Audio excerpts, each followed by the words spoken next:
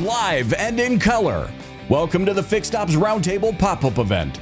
Here to get the show on the road are our hosts, Ted Ings, Sarah Van Tyne, Katrina Ness, and Vanessa Collins. Welcome to the Fixed Ops Roundtable. I'm Sarah Van Tyne here with Ted Ings. We are at the Reynolds and Reynolds Amplify Summit here in Dallas, Texas. And Ted, it has been quite the day so far. It is, and a great honor to be coming to you all from Dallas, from the Reynolds and Reynolds Amplify event.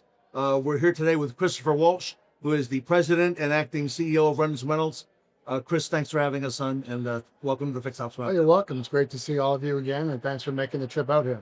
This is quite an event for Reynolds retailers. You've got a lot of innovations, a lot of technology, and you've got some winners of best practices. Tell us a little bit about what folks who come here can expect and what this is all about. Well, it really evolved over the last 3 years. This is our third year of doing Amplify, and I feel like we've learned something every year. And by that, I mean, how do we make it more relevant to the people that attend so it's valuable for them? And clearly it's worked. We've gone from, probably about 90 people up to almost 250 this year. So, clearly we're doing some things right. And our marketing team does a fantastic job orchestrating all of this. And we've got customers here. We've got dealers who are thinking about switching DMSs, and we'll kind of want to see what we're all about. So it's a good mix of our industry that are here right now, and a great opportunity for networking for your retailers as well. With the people of Reynolds and with each other, talking about what's new and innovative, and just a great idea to put all this together. Yeah, well, we had our panel discussion this morning.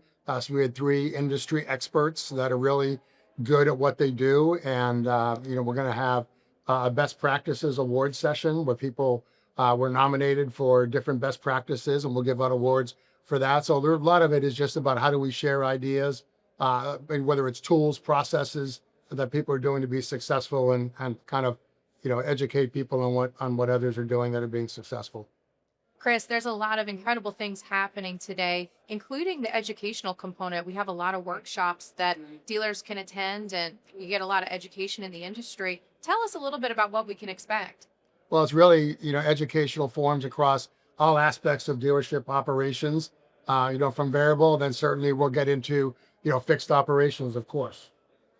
And Chris, thank you for that focus on fixed. And not only that, but allowing Sarah and I and our team to come in and speak to your people firsthand. It's just an incredible opportunity for us. Well, we appreciate your being here. We appreciate our partnership and really appreciate what you guys do for the industry. So thank you. All right. So without further ado, we're going to start the event, everybody. Christopher Walsh, President, Acting CEO of Reynolds and Reynolds, Sarah Van Tyne, and I will be back to get the show started.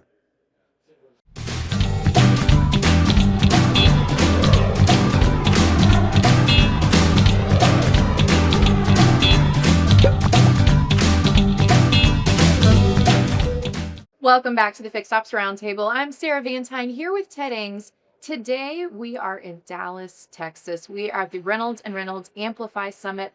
And Ted, we have some very exciting guests with us on this panel today. Sarah, we do. We have the Amplifier Contest finalists. So if it's all right, I'm going to ask you each to introduce yourself, starting with James, your first and last name, the dealership you represent, and just give us a high-level overview of your best practice. James first.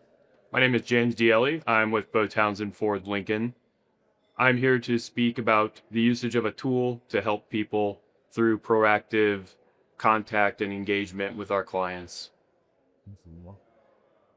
Good morning. My name is Chris Lasco, and I'm from BMW and Mini of Pittsburgh.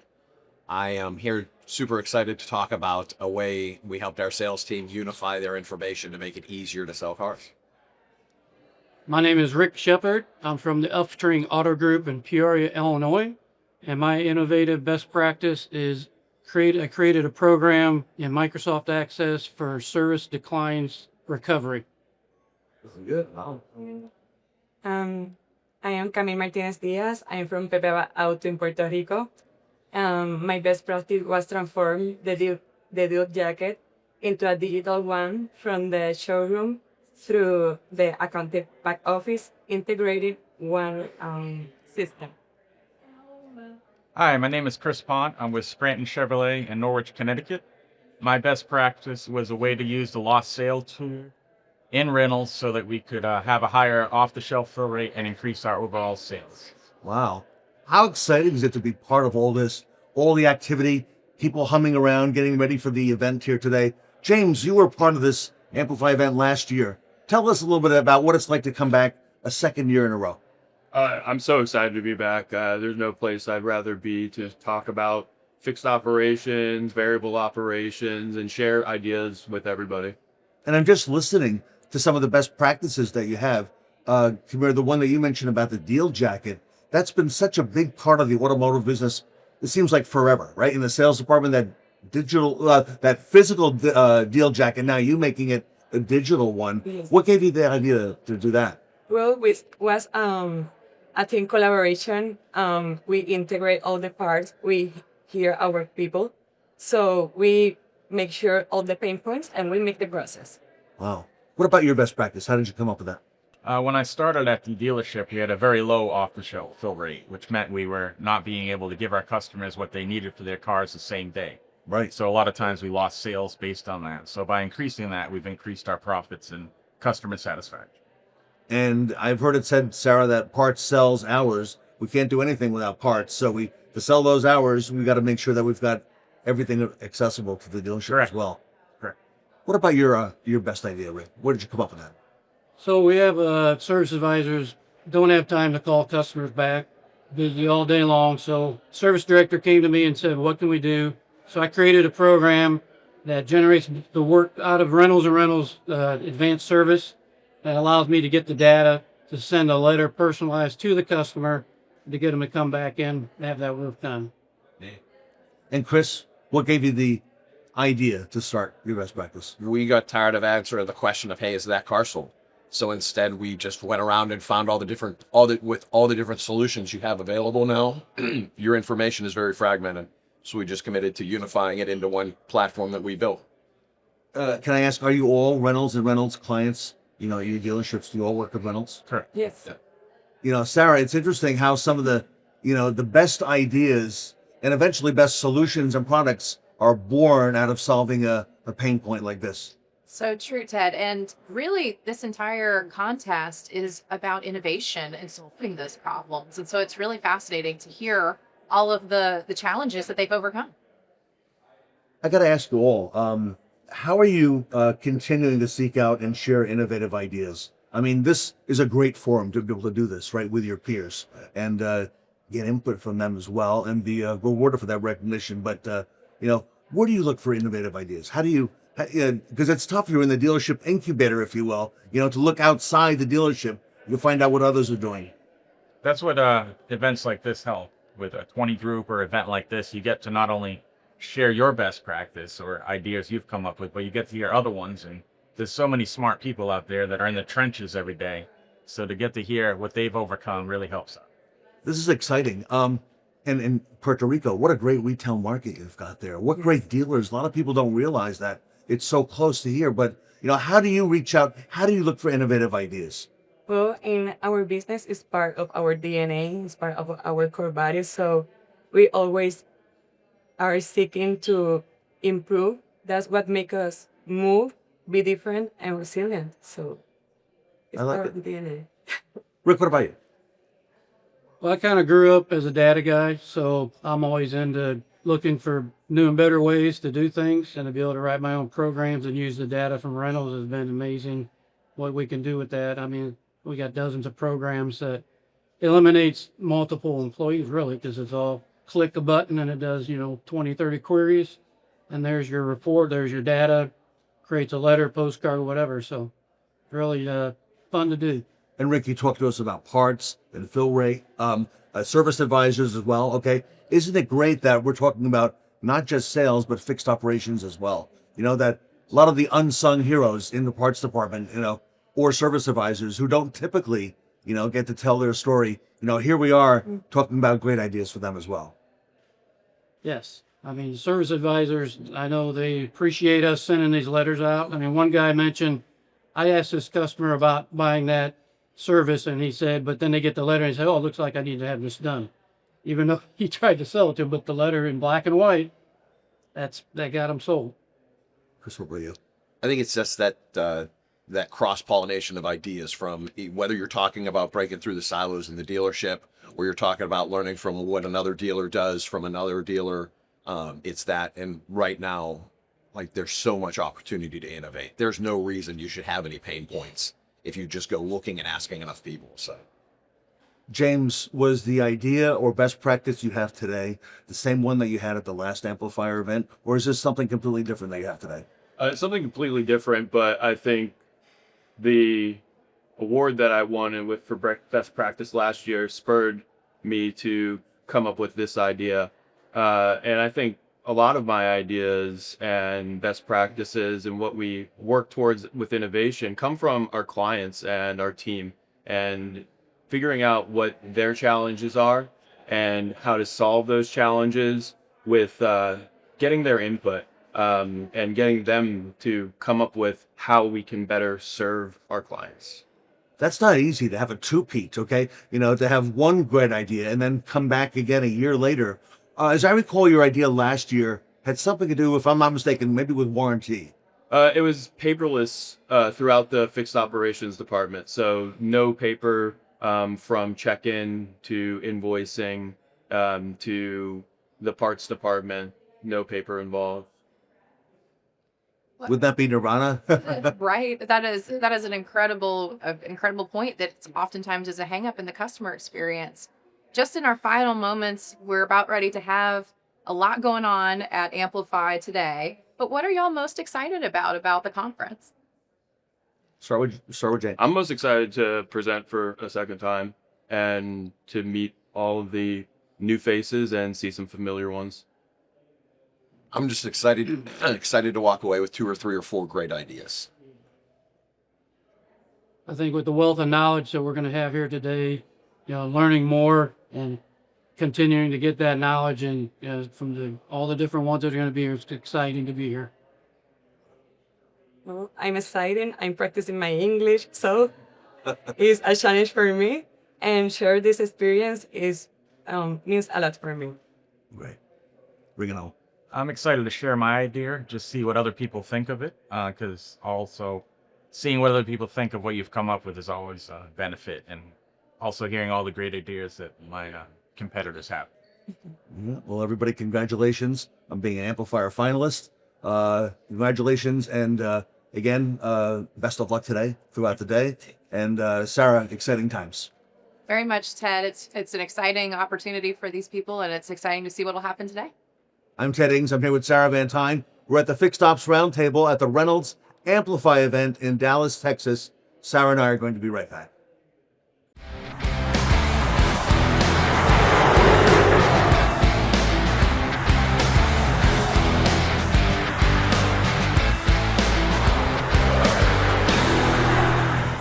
Welcome back to the Fixed Ops Roundtable. I'm Sarah Van Tyne here with Ted Ings. We are at Reynolds and Reynolds Amplify Summit in Dallas, Texas today. And Ted, our special guest with us, just delivered quite the panel. That's right. It was the keynote session, and I'm going to ask each of our speakers if you wouldn't mind introducing yourself and tell us what you do for the industry. I'm Natasha Del Barrio. I am the CEO of the Bird Ogden Auto Group in South Texas. Hi, I'm Patrick York. I'm the Chief Operating Officer of the Gilman Automotive Group based in Houston, Texas. I'm Inga Mora. I'm a senior partner with McKinsey & Company. I lead our dealer and aftermarket service line, and I'm located out in Utah. Natasha, I'll start with you and then go down the line. You discussed productivity and efficiency here at Amplify. Why are those two things so important for this industry to grow right now? Well, I mean, I think obviously we know that this industry is plagued with being accused of having long processes and a difficult process for customers. So anything we can do to utilize technology and intelligence to speed up the process, make it more productive, communicate with our customers better, builds more value in our own brands and customer satisfaction and engagement. Patrick? Yeah, I would say that it's important that we remind our employees that we are a for-profit business. And being as such, we have to continually look for ways to be more efficient and more productive. The challenge is not allowing easy solutions to be the answer with respect to just throwing money or products at an issue. It really comes down to people. It comes down to hiring the right people. It comes down to training those people and then holding them accountable. Those principles are true whether it be variable or fixed operations. I could say that most dealerships do not put the same emphasis, sadly, on training and technology as in fixed operations as they do in variable.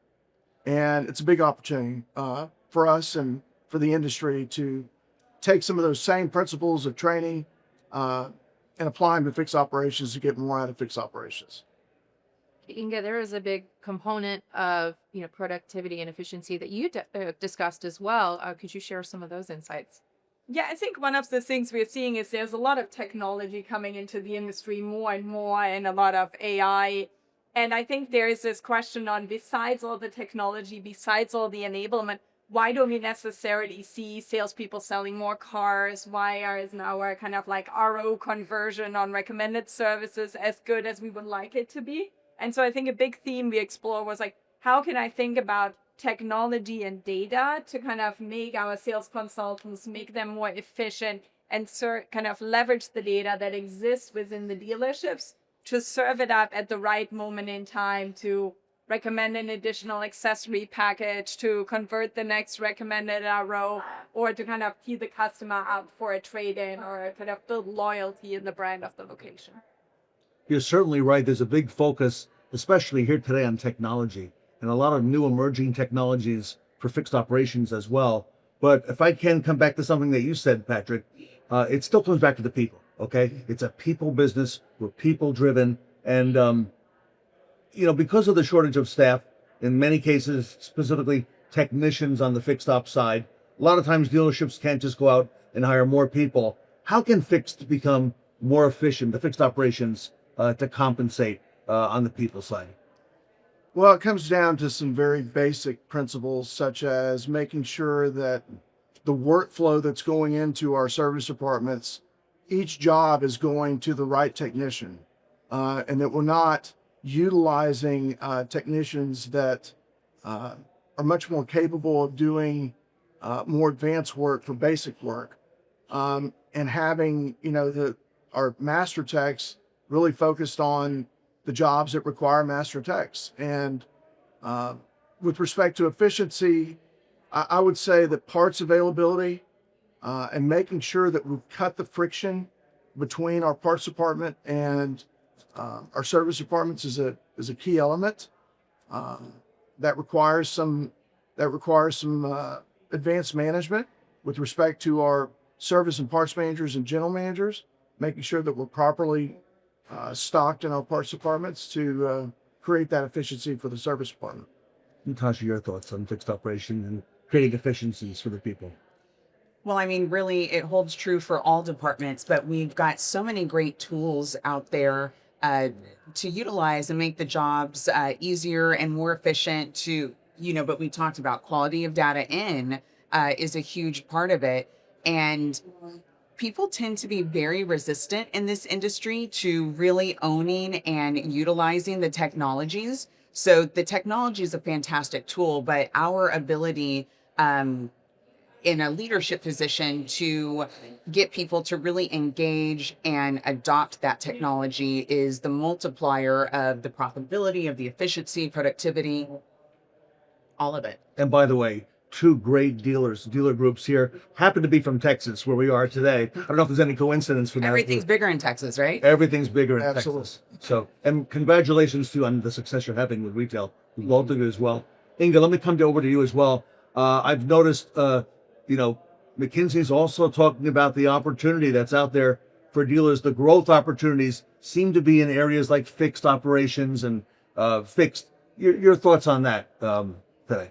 Yeah, I think sometimes something in a bit of the history of a lot of dealers and a lot of dealer GMs grew up on the sales side of the business. Yeah, and so I think sometimes the inclination is to always focus on how do we increase front end gross, how do we expand into used cars. And so if you look at dealerships over the last 5 to 10 years, there was a real focus on growing kind of the sales side of the business, getting more into used cars, getting to a 1-to-1, 1-to-1.5 ratio for new to used, kind of increasing F&I attach rate, white labeling your own product. And I think now, I don't want to say those places have been fully utilized. There's always more. You can always be more productive.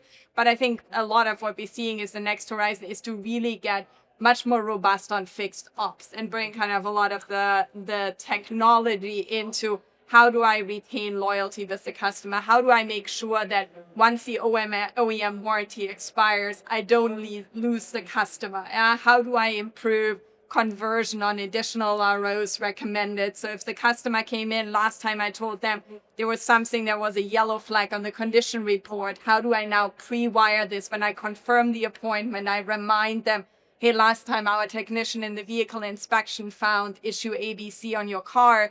Would you be open to us fixing it this time? This way you can pre-order the part. You can make sure the technician gets the job done quicker, more efficient.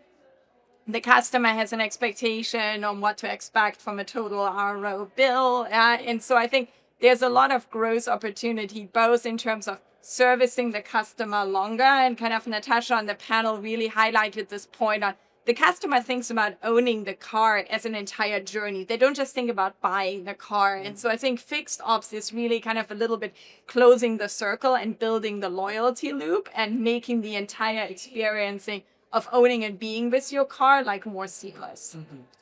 Well, in our final moments, just a lightning round, because some of our audience today did not have the time or have the ability to come to Reynolds and Reynolds Amplify and attend the summit today. So I want to get what the biggest takeaways were and share that today. So Natasha, starting with you, what was the biggest takeaway and how were you able to help dealers with your keynote panel? I think the biggest takeaway for me is really adoption, engagement, good quality data, utilizing it correctly, breaking down the silos so that our dealership experience, the way that we work and manage our workflow matches the seamless customer ownership experience. Gotcha. I would say that creating differentiation, creating an experience that sets your dealership apart, whether it be variable operations, sales, or fixed operations, really should be the focus. You want to provide an experience that is different than other experiences that your customers have had, so that it's memorable in a good way, and they want to come back and do business with you. Yeah. I think for me, it was kind of technology combined with the human element. Like we talked a lot about AI, and kind of AI on its own only gets you so far. It's really the concept of there's a lot of value in the salesperson, the service advisor, but there's a lot of how technology and artificial intelligence can make our kind of colleagues more efficient. And then really harvesting the power of the data that exists inside your dealership and doing that on a cross-department basis. Well, thank you all for being with us today. Exciting times in retail, exciting times for Reynolds. Patrick, I can't think of a more exciting time in retail than we are in right now. It's a booming time, and for those that are nimble enough to evolve and adapt, it's a great time to charge forward and make good things happen for sure. I'm Ted Ings. I'm here with Sarah Van Tyne. We are at the Reynolds Amplify Summit, the Fixed Ops Roundtable in Dallas, Texas. Sarah and I are going to be right back. Welcome back to the Fixed Ops Roundtable. I'm Sarah Van Tyne here with Ted Ings. We are at the Reynolds and Reynolds Amplify Summit here in Dallas, Texas. And today, Ted, we're going to be talking about the golden metrics. Yes, and we have some great panelists on to tell us a little bit more. I'm going to ask each of them to introduce themselves and what they do, starting with Marco here. Hey, Marcus Warnerberg, technician, Naples Luxury Imports. Glad to be here and excited to be on this panel. Well, thanks for being here too. My pleasure. One of the legends in the industry. So I appreciate that. Thank you, sir. absolutely. My name is Greg Uland. I'm the vice president of marketing at Reynolds and Reynolds, and I'll turn it over to Richard. Rich Lupo, Fixed Ops Director at Appletree, Acura, and Honda, Asheville, North Carolina. Well, gentlemen, welcome to the panel today. And Ted and I have a very special, this in our hands right here is the Golden Metrics Playbook. And this is really, really exciting. Greg, this just got released, the Fixed Ops Golden Metrics Report for 2025, and it's a look back at a year's worth of data. Can you share with us a little bit more about what we have in here? Yeah. So this is the second year doing it. This year we have a full year's data, so it gives us a lot of trends over the course of the year, which can be really important, right? When we operate in a 30-day world. We don't operate in a 12-month world. We don't operate in anything longer than 30 days. We either hit the numbers in the month or we don't. So being able to see which months we have ups and downs is really important. And that's one of the big takeaways is just the peaks and valleys that we see throughout the year when it comes to hours, when it comes to effective labor rate, when it comes to profit per RO. So it's really interesting to look at it over time.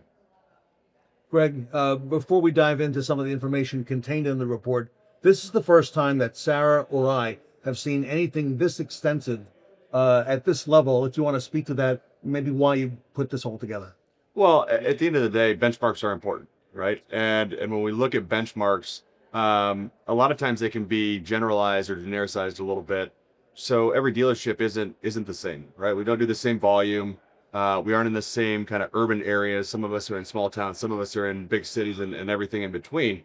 So to try to compare myself, if I'm a Honda dealer in St. Augustine, Florida, to a BMW dealer in Chicago, Illinois, that's not really a fair comparison, right? So finding ways to segment out the data is really important too when it comes to benchmarking, to see where you are, where you can be, and then also looking at your trends. Marco, at the Fixed Ops Roundtable, I know we say it's all about the hours. I think you've heard that before. Absolutely.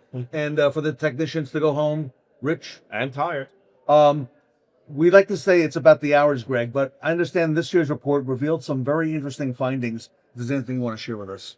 Well, one of the things, especially in the U.S. report, and we were talking a little bit, Rich, I think maybe you have some insight into this, but in the U.S., we saw a drastic dip kind of September, October timeframe when we were looking at the numbers over the course of the year. So there's a lot of variables, obviously, in our business, but one that Rich pointed out, if you want to share kind of what you were thinking might cause that dip in September when it comes to hours. Well, definitely there's school, and then we had an election, actually. We did. Coming up, and everything kind of froze in place for a little while there until the uncertainty was taken out of it. So I think that led to that, drop leading up to it. Yeah.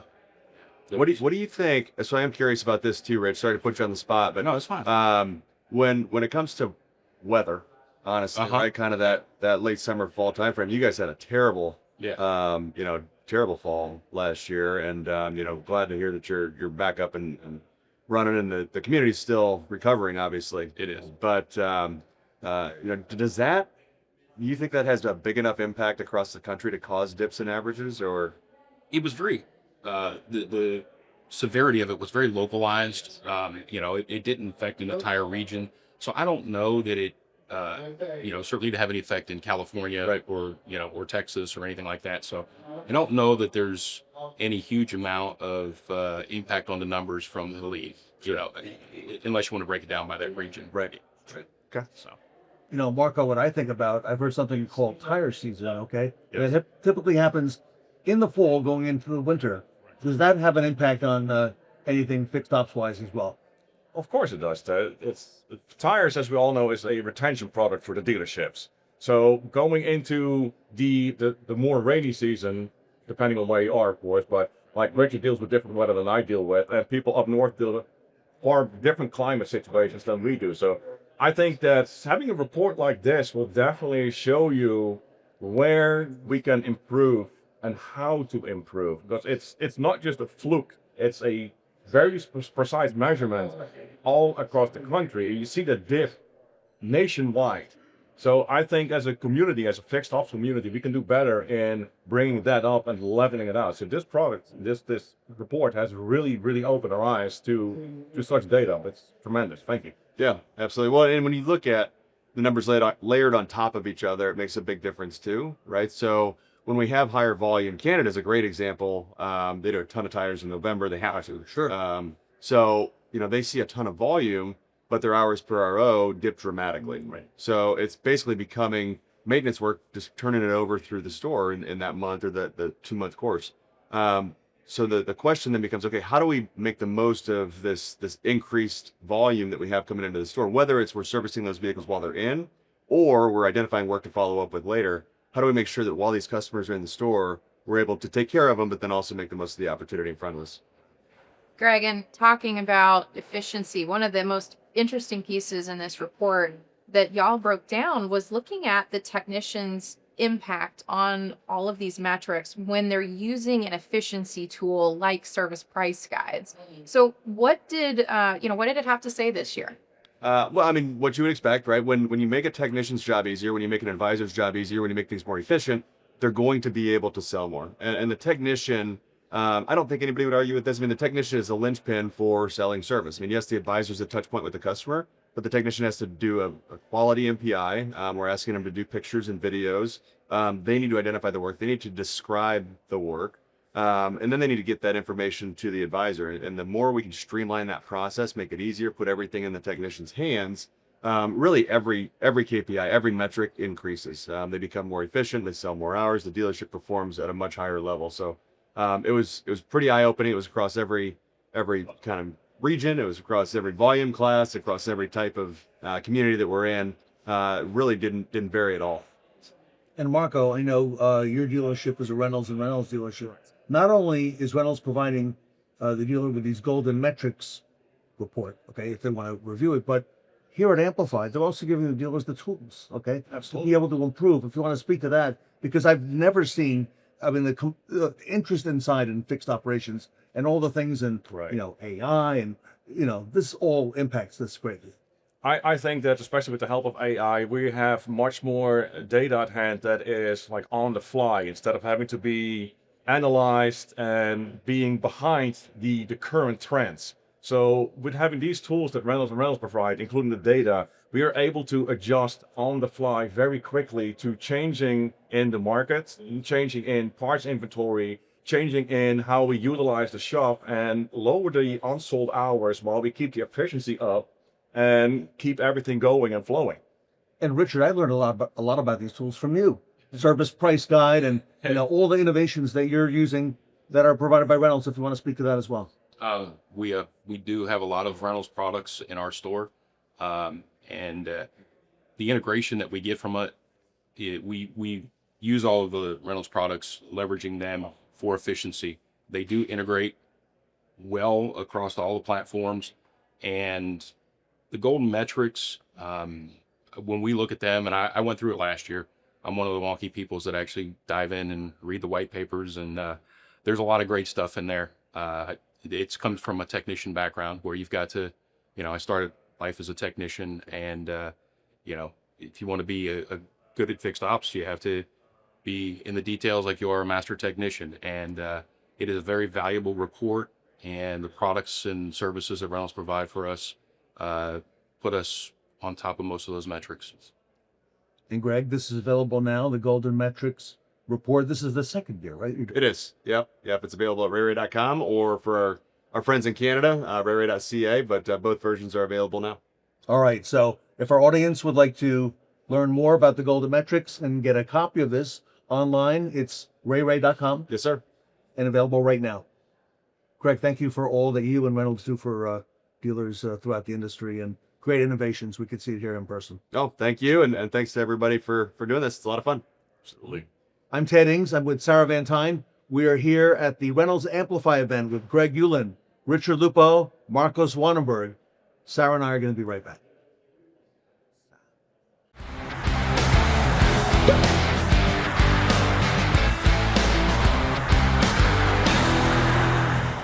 Welcome back to the Fixed Ops Roundtable. I'm Angie Piscato, joined by Katrina Ness. And we have quite the panel here today, Katrina. We do. This is our Win from Within panel. We have Marcos Wannenberg, Maureen Martin, Dave Bates, and Ed Roberts, all who are very familiar faces to our community here at the Fixed Ops Roundtable. So it's great to have you all joining us today. Great to be here. Glad to be here. Absolutely. So, with this topic of culture, Ed, will you kick us off, with what you think are the key ingredients to building a win from within culture? Well, we all have to move people around in different spots and whatever else.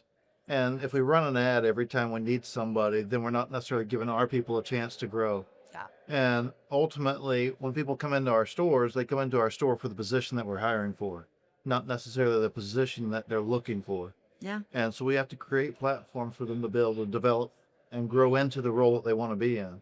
And we do that, and we tag it with that, just that tagline, win from within, that you can learn the role that you're looking for, you're chasing after, while you're here doing the role we hired you for.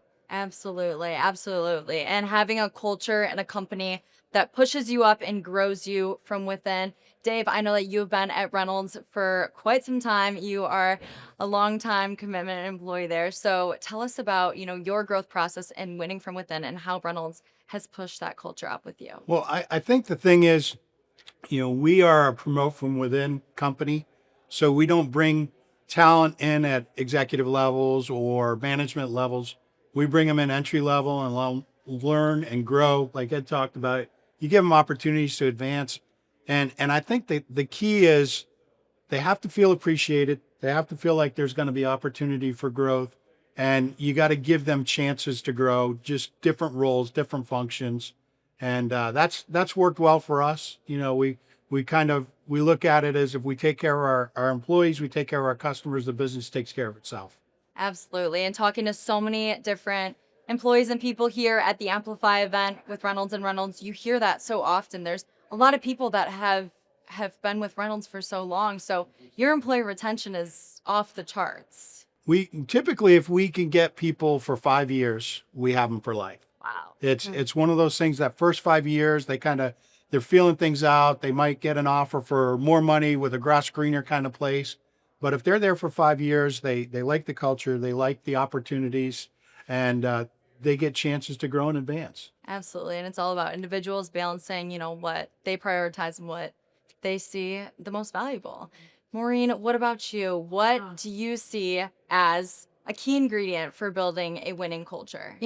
Building upon what Ed and Dave said is, I'm going to start it we talk a lot about reducing friction points for our customers, but at Dynatron, one of the biggest things for us is removing those friction points for the employees. And that really starts with hiring and understanding our company culture and understanding our core values. And we have to make sure a person's a fit for our core values first, so that they can then serve our dealer and our other vendor partners in what we do.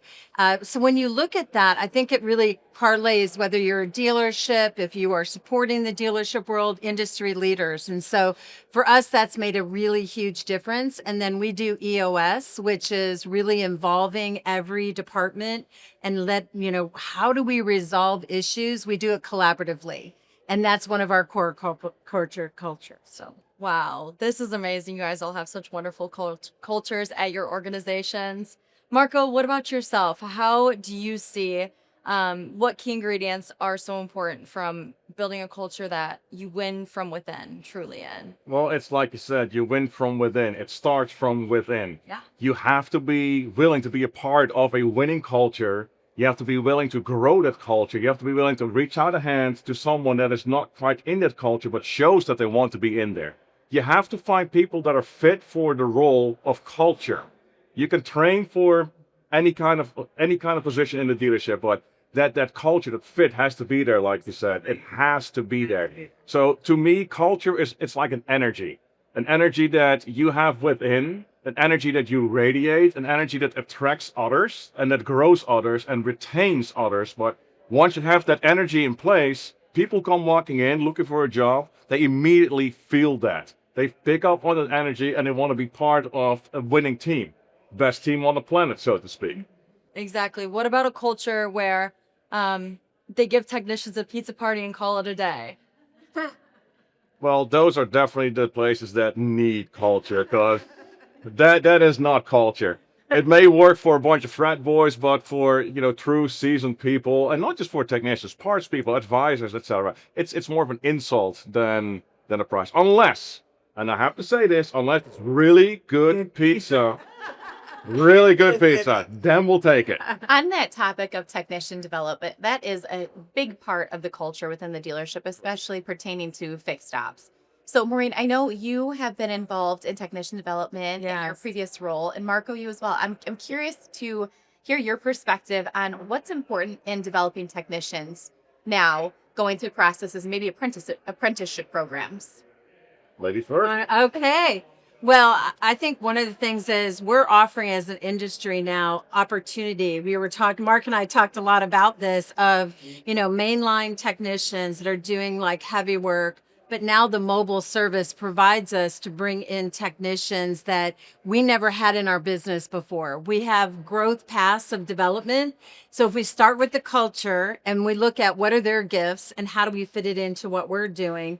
I know we work with over 4,300 dealers, the ones that are really getting involved at the high school, at the college level. And one best practice that I was so impressed with is I think technicians more than anything want to be heard. They want to understand that they are such an important part of the fixed operations. And so I have one executive manager of a group, and what he does is he does a roundtable with technicians, but they actually take minutes and they talk about all the things, and then the action items are the first thing that are read out at the next meeting. And he has said that the whole culture of his technician group, of all the dealerships, has changed so much. That's great. Marco, do you have anything to add? Absolutely. I think that to grow technicians from within, you have to, and I've mentioned this before, you have to match the apprentice with the mentor. Mm-hmm. Not every technician is ready and willing and able to teach. Yeah. They may have the knowledge, but they may not be able to teach that. And you could cause friction. That friction at that point will cause the apprentice to go like, this is not for me. So it really is a people job. Yeah. It really is. You have to be able to, as the mentor, take your information, transfer it to the new kid, and for the new kid to feel comfortable and safe with the mentor, that they're willing to make mistakes. Yeah. Because that's how you're going to learn. Yeah. You learn from your mistakes, so I need to go make some more so I can learn some more. That's such an excellent point. Definitely. And then, Ed, from your perspective, how do you create alignment between different departments in the dealership and leadership around shared goals and make sure that everyone is on the same page into performing in a winning culture? So we talk about that a lot. There's a lot of times we seek conformity rather than alignment. And you have to get alignment to get everyone pushing in the same direction and to keep those silos broken down. And that is selling the vision. It's creating the vision and then selling the vision. And then as you sell the vision, you have to make sure that you get buy-in of that vision. You got to make sure they understand that they can be a contributing member to that. And when you do those things, it comes together and it operates as one machine rather than separate silos. But it's not accepting conformity and seeking alignment. Wow. And then Dave, from your perspective, throughout the different departments that Reynolds and Reynolds has, how do you guys share common goals? What have you implemented within your organization to keep people in the office, to create a culture where people want to go into work and enjoy what they do? Well, I think part of it, and it really does start at the top, Yeah. having a clear message from your leadership about what you're trying to accomplish as a business. And, Chris Walsh frequently says, our our reason of being is to help dealers be more successful. And that's a very clear message that's easy to follow. And yeah, you do have different departments with different goals and objectives. But as you start talking about workflows, as you start looking at workflows and who hands off to somebody else and how it affects them, and you have those conversations at, kind of throughout the organization, then you get buy-in to, all right, we're all trying to win the game, if you will. And so if we don't play together, if we don't understand what other people's roles are and what the things are we need to work together on, you're not going to win. But I think we've had a pretty simple message about what we're trying to accomplish, and then how do we work through the workflow. Wow. Well, thank you all for joining us on this Win From Within panel and talking about culture, not only within the retail space, but also in the automotive space. So for those of you online, stay tuned because we have a lot more to come.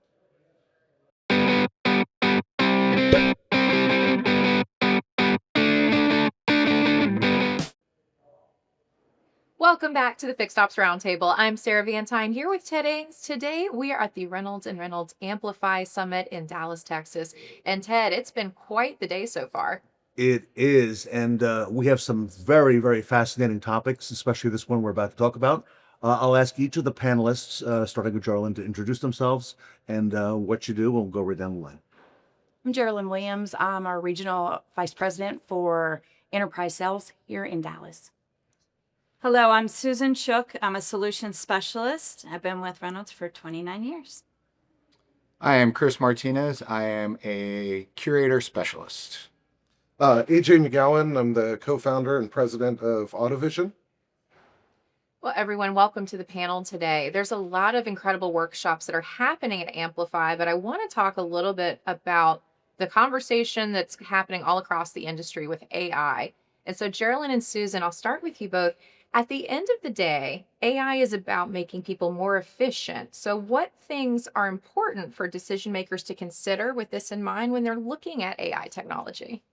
Well, really, decision makers should think about, am I getting AI just for the sake of getting new technology? Or will the AI really improve our processes? Will it allow us to do more with less and make us more efficient overall? The second thing they should consider is the data itself. The data is only as good, AI is only as good as the data that's put in. So if you put bad data in, you're going to get bad data out. So one of the things that Spark AI does, it is the underlying united layer of data across all Reynolds applications. If you have good data, you're going to get good output. Chris, what about you? When it comes to data, it's very important to have proper clean data out there.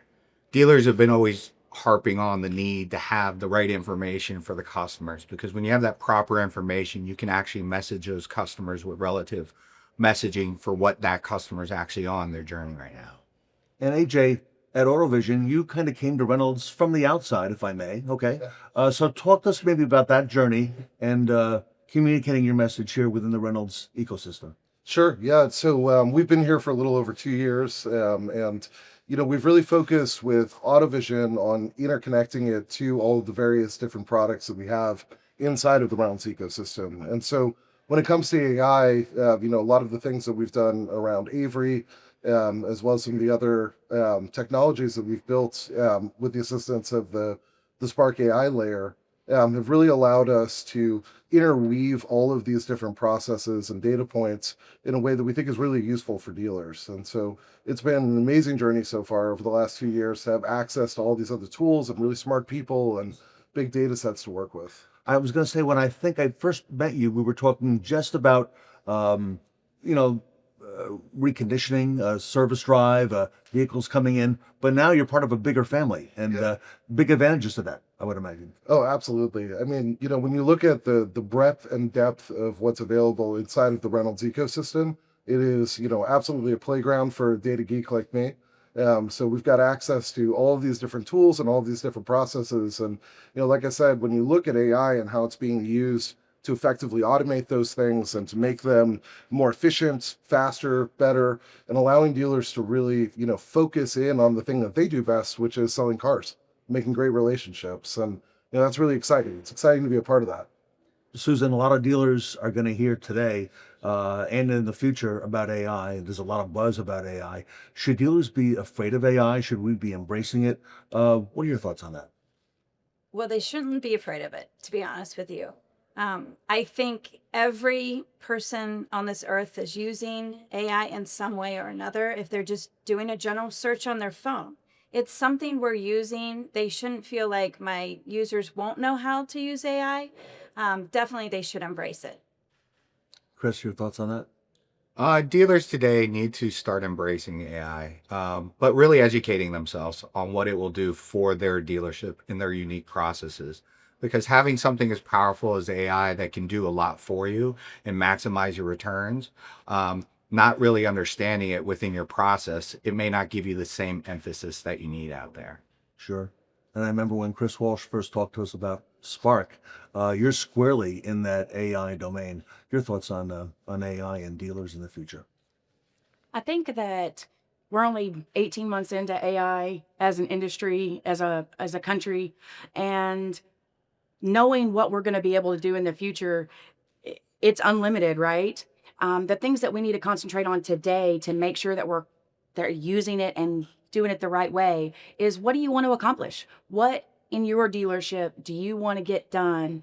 And how is AI going to help you? It's not going to go out and be a magic pill. It's not going to replace employees. It's not going to finish the world, right? But it is going to help you be more productive and more efficient. Chris, I want to come back to something you said a minute ago and talk about the information that's going into AI, because really AI is only as good as the information that's getting put into the system. So talk about the importance of accessible, clean data and ultimately what can be done with it. Yeah, clean data is really important in this day and age. Dealers have their CRM that they usually work out of, right, for customers, and that information is only as good as the person who put it in and the day it was put into the CRM. So as customers are on your website and they're looking around for new vehicles or changing their minds, or their dynamic of their family changes, the information changes. Also, they may move, sell that vehicle. So having that information and that clean information, you can make it actionable. And when you make it actionable, you're able to engage that customer at the right time with the right messaging and make it more effective. And also reducing your costs by doing it. So you're not sending them mailers on a car that they sold 6 years ago. Right, it's something that they're currently in their current state. So it's quite important to have that clean data and make it accessible for the people at the dealerships. AJ, your thoughts on it? I mean, garbage in, garbage out, right? And AI, just like any other tool, we have to have clean data on the way in. I think one of the really interesting things that we see that people have talked a lot about with AI in general is this concept of the AI hallucinating, right? The idea that the AI will just make stuff up. What we found, in the research as we've, built out these tools, is that the more comprehensive a data set you can give it, and the more that you can really, give it something that's clean and concise and internally consistent, the less likely it is that the AI is going to wander off and, tell you that the sky is orange. Then that's really, really important when we're talking about dealerships and using this data, being able to trust this data. There's a huge difference. Geraldine said a moment ago, we're kind of 18 months in, and, that's really true when you talk about industrial uses of AI, like what we're doing at Reynolds, right? And if we're going to lead, in this industry and lead this, kind of revolutionary technology, lead the adoption of that, people have to be able to trust it. And that all starts with the data's got to be clean that it's analyzing. This workshop that you're delivering today, the four of you, is so important because dealers have been asking and talking about data being clean at top of mind. And now you're talking about it as well. How do you see this going? Okay, in terms of clean data and that conversation, and because that never ends, Geraldine. That's going to go on and on. I think the biggest obstacle that people are going to have to overcome to get the data clean and actually gather more data is using a system that brings that together. Spark AI does that for you. It takes the applications that we have across the board, your CRM, your service appointments, your service history, pulls that data together and allows you to make better decisions. If you don't have the information across all your departments, are you really able to make a good business decision? Susan, anything you want to add on that? That's pretty complete. Well, it is, yes. I think dealers came today to find out specifically how they can use AI. And a great example of this, we just talked to a dealer this morning who said, I want to use AI in service to write our warranty statements to submit to the manufacturer. So we're more likely to get reimbursed from the manufacturer. So what a great example of how to use AI. Wow. All right. Last question I have for today, Sarah. I'll direct it towards AJ. AJ, using AI in effective ways is a goal for a lot of dealers. What are some tangible ways that AI is able to be used today to deliver positive outcomes? Sure. Yeah, I think when you look at where the state of the technology is right now and the things that we've been able to do with Spark and things that we've been able to do inside of Avery with AutoVision and sort of across the board, the big things that you need to look at are how can it help you to improve your communications, whether that is helping you to communicate directly to customers or helping you to analyze your communications that your employees are having. How do you understand complex data sets? Like the things that we're doing inside of AutoVision. So being able to look at those data sets in real time and use that AI to help you analyze it. And then how to, automate routine but complex tasks, right? And those, sort of tangible things, I think right now are where the state of the art is and, certainly where we think we're pushing the boundaries at Reynolds. Yep. Well, congratulations to all of you. I think you are pushing the boundaries. I'm looking forward to the workshop today. I think it's going to be magnificent, great topic. Sarah, exciting times here at Reynolds and Reynolds. Very exciting, Ted, and a lot more coming. Yep. I'm Ted Ings. I'm here with Sarah Van Tyne. We're here with the Fixed Ops Roundtable at the Reynolds Amplify Summit. We're in Dallas, Texas. Sarah and I are going to be right back.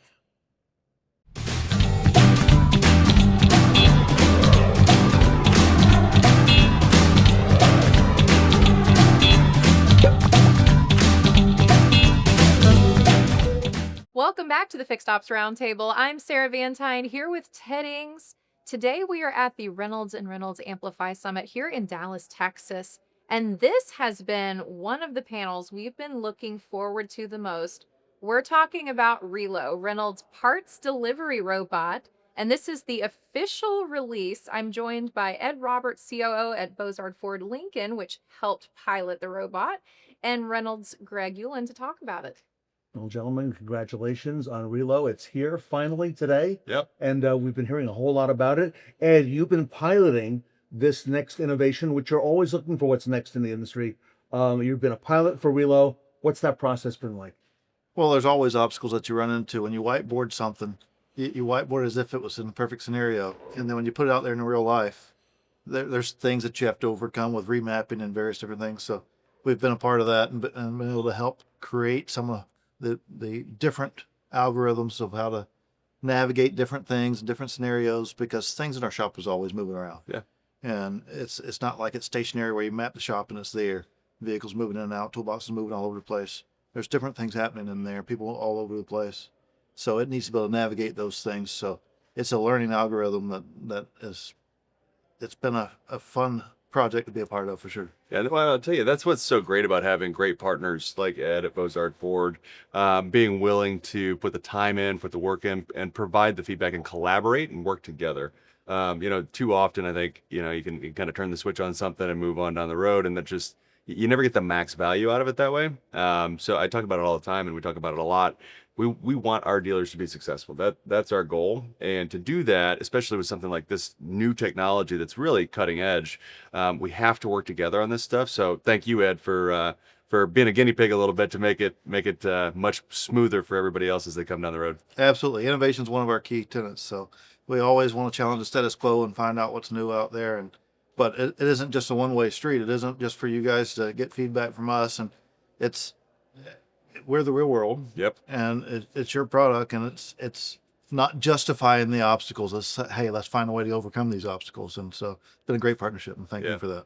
Well, and I think too, if you don't mind, one of the reasons I would imagine, and I don't want to put words in your mouth, but one of the reasons it's probably worth it is because, the problem that you're solving is a real problem that has real dollars tied to it. So if you can solve it, it just makes the shop so much more efficient, makes the technician so much more efficient. And ultimately gives you an opportunity to get more hours to the shop. Absolutely. When you can take time-robbing elements from a technician, then it allows them to make their time more valuable to themselves and to us. And everyone wins in that situation. They feel much more fulfilled in their job. And because there are certain things that we all do in all of our jobs that just take up time. And going back and forth to the parts department as a technician is one of those. And when we can remove that, then we've made it more efficient all the way around. Yeah. Greg and Ed, this question is for both of you. I want to talk about the need for a robot like this. In what situations does it really shine? Ed can probably give the most real world examples in his store, but I mean, when you think about it, the robot Relo, it does a lot of great things and creates a lot of efficiencies. And the way the technology is built, it has a lot of sensors in it. It has LiDAR built into it where it can avoid obstacles. It can work with multiple robots. I think you guys have 2 currently. So there's a lot of scenarios that show how versatile it really is. Wow. But as an example, it's not going to go up and down steps, right? So we gotta have a smooth surface. So there's a lot of those little things that has probably come across already. So and I'll touch on that as far as where it is most impactful is when a customer comes in for some type of scheduled service, or what we may know what it's coming in for, a recall or whatever, where we know it's a certain set of parts, where we can have a parts delivered out to the technician before the vehicle even comes to the bay. And the technician never has to go back and forth. There's no diag period of time. There's everything he needs is already right there. And talking about increasing the level of efficiency, that's huge. Well, and in so many stores too, I don't know if this is the case in your store, Ed, but usually you have at least somebody in the parts department pretty early in the morning, right? 5, 6 a.m. And your techs might not be there. So you know what? Special order parts come in and voila, they're sitting there, not only, keeping the tech from waiting on them, but the tech walks to their bay and the parts are sitting there ready to go for the day. It's no longer a question of whether it came in last night or not. Yeah. It's right there. It's sitting there. So they know that they can go to work and they can start planning out their day. And it's just another little element that makes them more efficient. So, gentlemen, Relo is available now to Reynolds customers. A lot of talk about it here at Amplify. But, Greg, I hear you have some news on that as well. Yeah, so we're excited, obviously, to roll this out to all of our Reynolds DMS customers across the country. We'll have a lot of install work to do. So our Reynolds performance managers and our support team in the field will be very, very busy, which is exciting. But over the course of the next handful of couple months, we'll be releasing it to all dealerships, regardless of their DMS. Oh, Ed, that's big news. That's huge news, because ultimately it's not everybody is a Reynolds customer. I know you'd like for them all to be, but it creates that opportunity to get your foot in the door and allow them to be more efficient and to show them some of the other products that you have that can allow them to continue to layer on top of that. Yeah, and even without that, though, I mean, just the opportunity to work with more and more dealers, and do what we can to help the industry as a whole be more efficient, more effective, and just help dealers be as successful as possible. It's certainly a win for everybody. A true partnership. Absolutely. Yes. And I think Greg mentioned you have 2 Relo robots. Is that correct? Yes. Is that going to be enough? You have a big shop.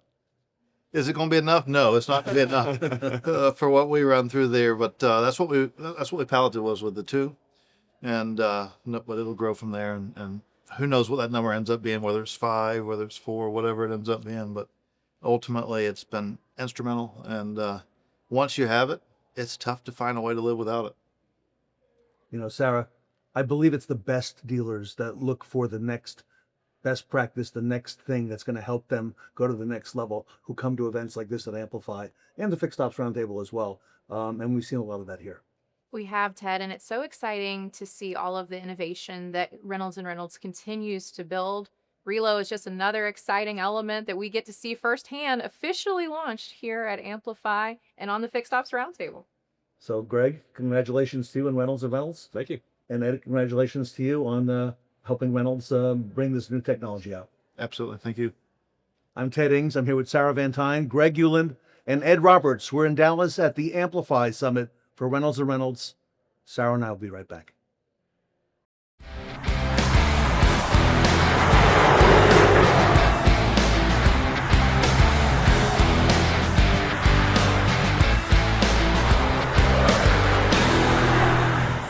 Welcome back to the Fixed Ops Roundtable. I'm Sarah Van Tyne here with Ted Ings. We're at the Reynolds and Reynolds Amplify Summit here in Dallas, Texas, joined by Chris Walsh, President and Acting CEO of Reynolds and Reynolds. And Ted, we have some exciting announcements to share today. Yes, Chris, and really starting with you, you made an exciting announcement earlier. Reynolds is releasing a new AI assistant for dealerships and their employees called Ray. Tell us, if you don't mind, about it. Well, first of all, I'd say, the excitement around this product. I've been with Reynolds for almost 40 years, and the excitement around this product has been really unlike anything I've seen, in my nearly 4 decades of working here. So I'm very excited about, the passion we have behind it from both our organization and our customers and the demand that's out there. So it's really, our next evolution of coming out with, really agentic AI, versus what we had before. It's still working off that Spark AI unified data layer, which we've talked about, in the past, but it's across all of our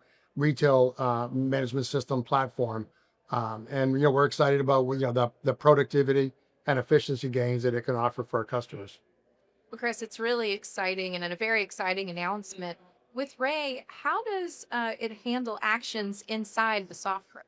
Well, we've essentially trained Ray to be a user expert on our platform. So we took what we learned in our AutoVision artificial intelligence platform and just kind of amplified that to go across our entire our network. So it's designed to do that. It's designed to answer questions that you might have. So think about, the dealership may want to know, what type of SUV should I be stocking right now? Or it wants to run a report. So maybe it wants, run me a CIT, a contracts in transit lender report, for this specific lender, so you can see what I'm doing there. Or how do I do something? Or connect me with our technical assistance center. So it's really also like a kind of a communications platform as well to connect, a user, across our entire platform and even outside of our platform.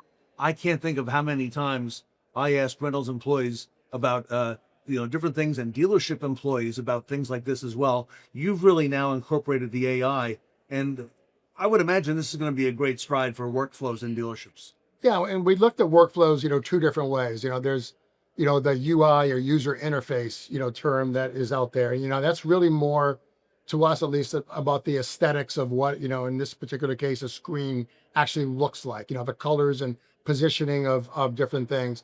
And then there's the user experience or the UX part of it. And we think there's more value in the UX part, for the point that you just raised, around workflows, and that's where we think we can really have a really positive impact, on workflows and driving more of the productivity and efficiency gains that we spend so much time talking about here at Amplify.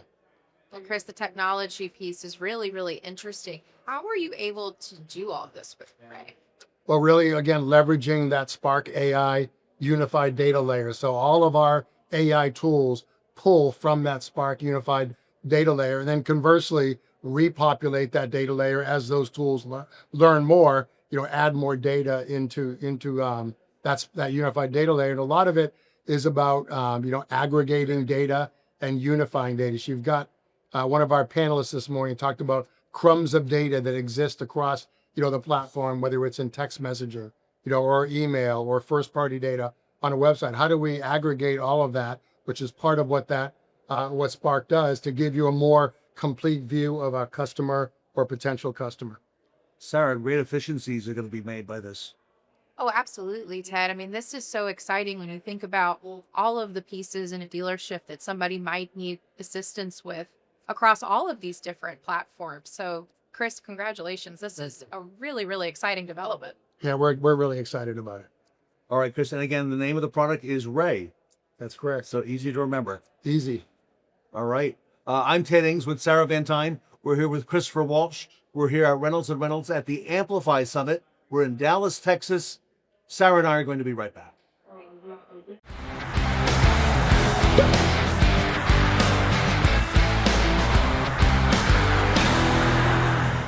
Welcome back to the Fixed Ops Roundtable. I'm Sarah Van Tyne here with Ted Ings. We are at the Reynolds and Reynolds Amplify Summit here in Dallas, Texas. And Ted, the topic on our panel today is a ever-increasing one in automotive. Yes, and Fixed Ops, again, taking front stage here at Amplify. And we have 2 great panelists with us today. If it's okay, I'll have to ask you to introduce yourself, tell us who you are and what you do with the industry. Yeah, my name is Caitlin Volts, and I'm a Fixed Ops product manager at Reynolds and Reynolds. My name is Curtis Gardner. I'm an Audi Master Guild technician for 15 years, and I do some pretty darn good video inspections. Well, Caitlin, You have a workshop with us today, and the topic is very near and dear to our hearts, but MPI reports have been around for a little while now. How is video changing how effective that step of the service process can be? Yeah, so the multi-point inspection alone, as you know, the paper copy just has the red, yellow, green check boxes, just has a list of those car terms and whether or not it needs to get done. But the video inspection actually proves to the customer that an inspection was actually done and you're not just trying to upsell them to get the money. So it builds that trust with the customer and the credibility to your dealership. And Curtis, you've been incredibly successful in utilizing these video MPIs.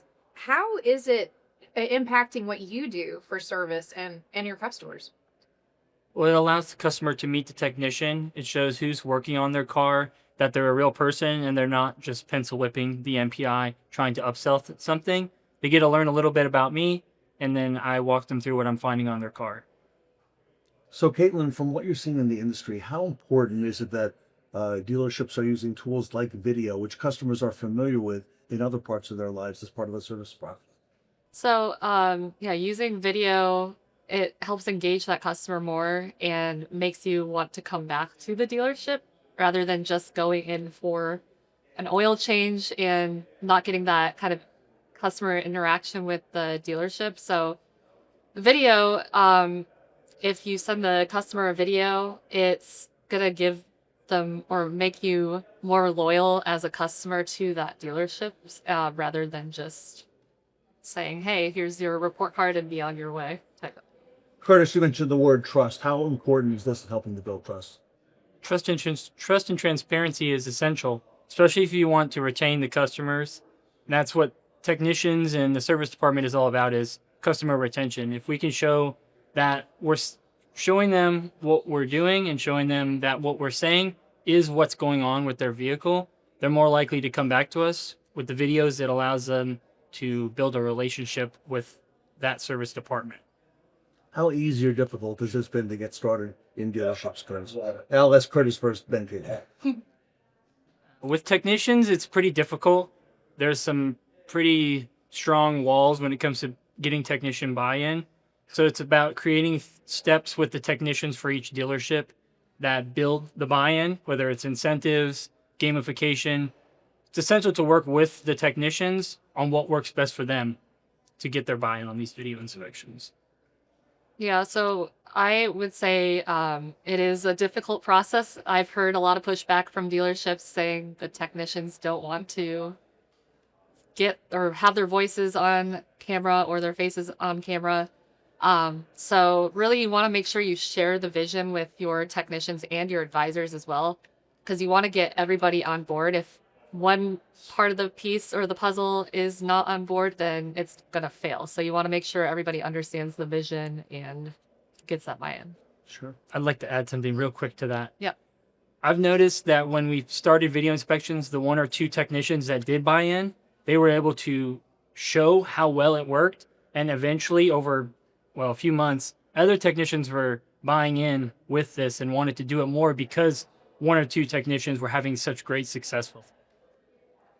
Pivot for a second and Curtis, talking about the pieces with implementation. You just mentioned these technicians that become successful at the video MPIs, and more technicians that are getting bought into the process. It has to start somewhere. So from the implementation strategy standpoint, what are some ways that technicians can really be involved in that service department's process, and how would you suggest they get started? The biggest thing for me as a technician was the transparency of it, the reporting behind it, knowing the numbers of the videos that were sent and knowing that they were sent. And I wasn't just making a video for it to just sit somewhere. Knowing it was sent, knowing that you can view how long the customer watched it for. So if you're taking really long videos, you need to shorten your video. If you're taking short videos and you're not getting as much feedback or positive reinforcement, that's been the biggest thing for me, is just the clarity behind the reporting has helped me and motivated me to do more in the video inspections. So Caitlin, with what Curtis just said about, the buy-in from the technicians, and the service advisor also has a big piece of that process in the success of these technician videos. How, making these videos when they're starting that process, what are some best practices they should be considering? So the advisors specifically, they want to make sure that obviously they're reviewing the video, like Curtis mentioned, because you want to make sure you're on the same page with the technician as far as what the technician's recommending. You don't want to be recommending a completely different thing and the customer will lose trust with you. You want to make sure that you're sending every single video because obviously, like you mentioned as well, if you're not sending the video, then the technicians will stop wanting to take the video. And then you want to make sure that you're following up with that customer and also at the beginning of the service process, setting that expectation with the customer, letting them know they are going to get a video. So just overall, I think those are the three main components. So let me ask you both. Is this video MPI from the technician, is this going to be a passing fad or is this something that's here to stay? First Curtis and then Caitlin. I think it'll be here to stay. I don't think it's going anywhere. I think there's a lot of resistance about doing the videos, but with social media, our phones, the internet, it's only going to become more involved in the dealership process and in the service department process.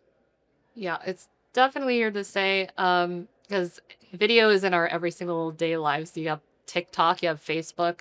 Customers and people in general love video, so I don't see why it would go away. And you're here today at Amplify. It's one of the things you've been talking about on the main stage. Yep, I have the workshop today and in about an hour, so I'm looking forward to it. Well, best of luck with that. Congratulations to you as well. Yeah. And what a great place to be, Curtis. Technicians, video, and technology. Yeah, this is fantastic. It's almost a dream come true. Just think about where I was a few years ago and how now I'm trying to help technicians be a little bit more part of the conversation, and this is a step in the right direction. Well, Ted, and thank you to our panel today for being part of this. And I'm looking forward to hearing more about how MPIs and videos specifically, Ted, are going to be more front and center in our industry. That's right. Caitlin Bolts and Curtis Carter, thank you so much for being with us here today. I'm Ted Ings with Sarah Van Tyne. We're in Dallas, Texas at the Reynolds Amplify event here with the Fixed Ops Roundtable. Sarah and I are going to be right back.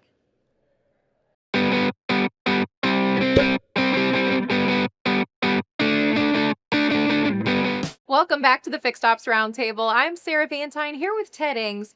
We're at the Reynolds and Reynolds Amplify Summit here in Dallas, Texas, and Ed Roberts is with us, along with an incredible panel. And Ted, I'm looking forward to what we're going to talk about today. I am as well.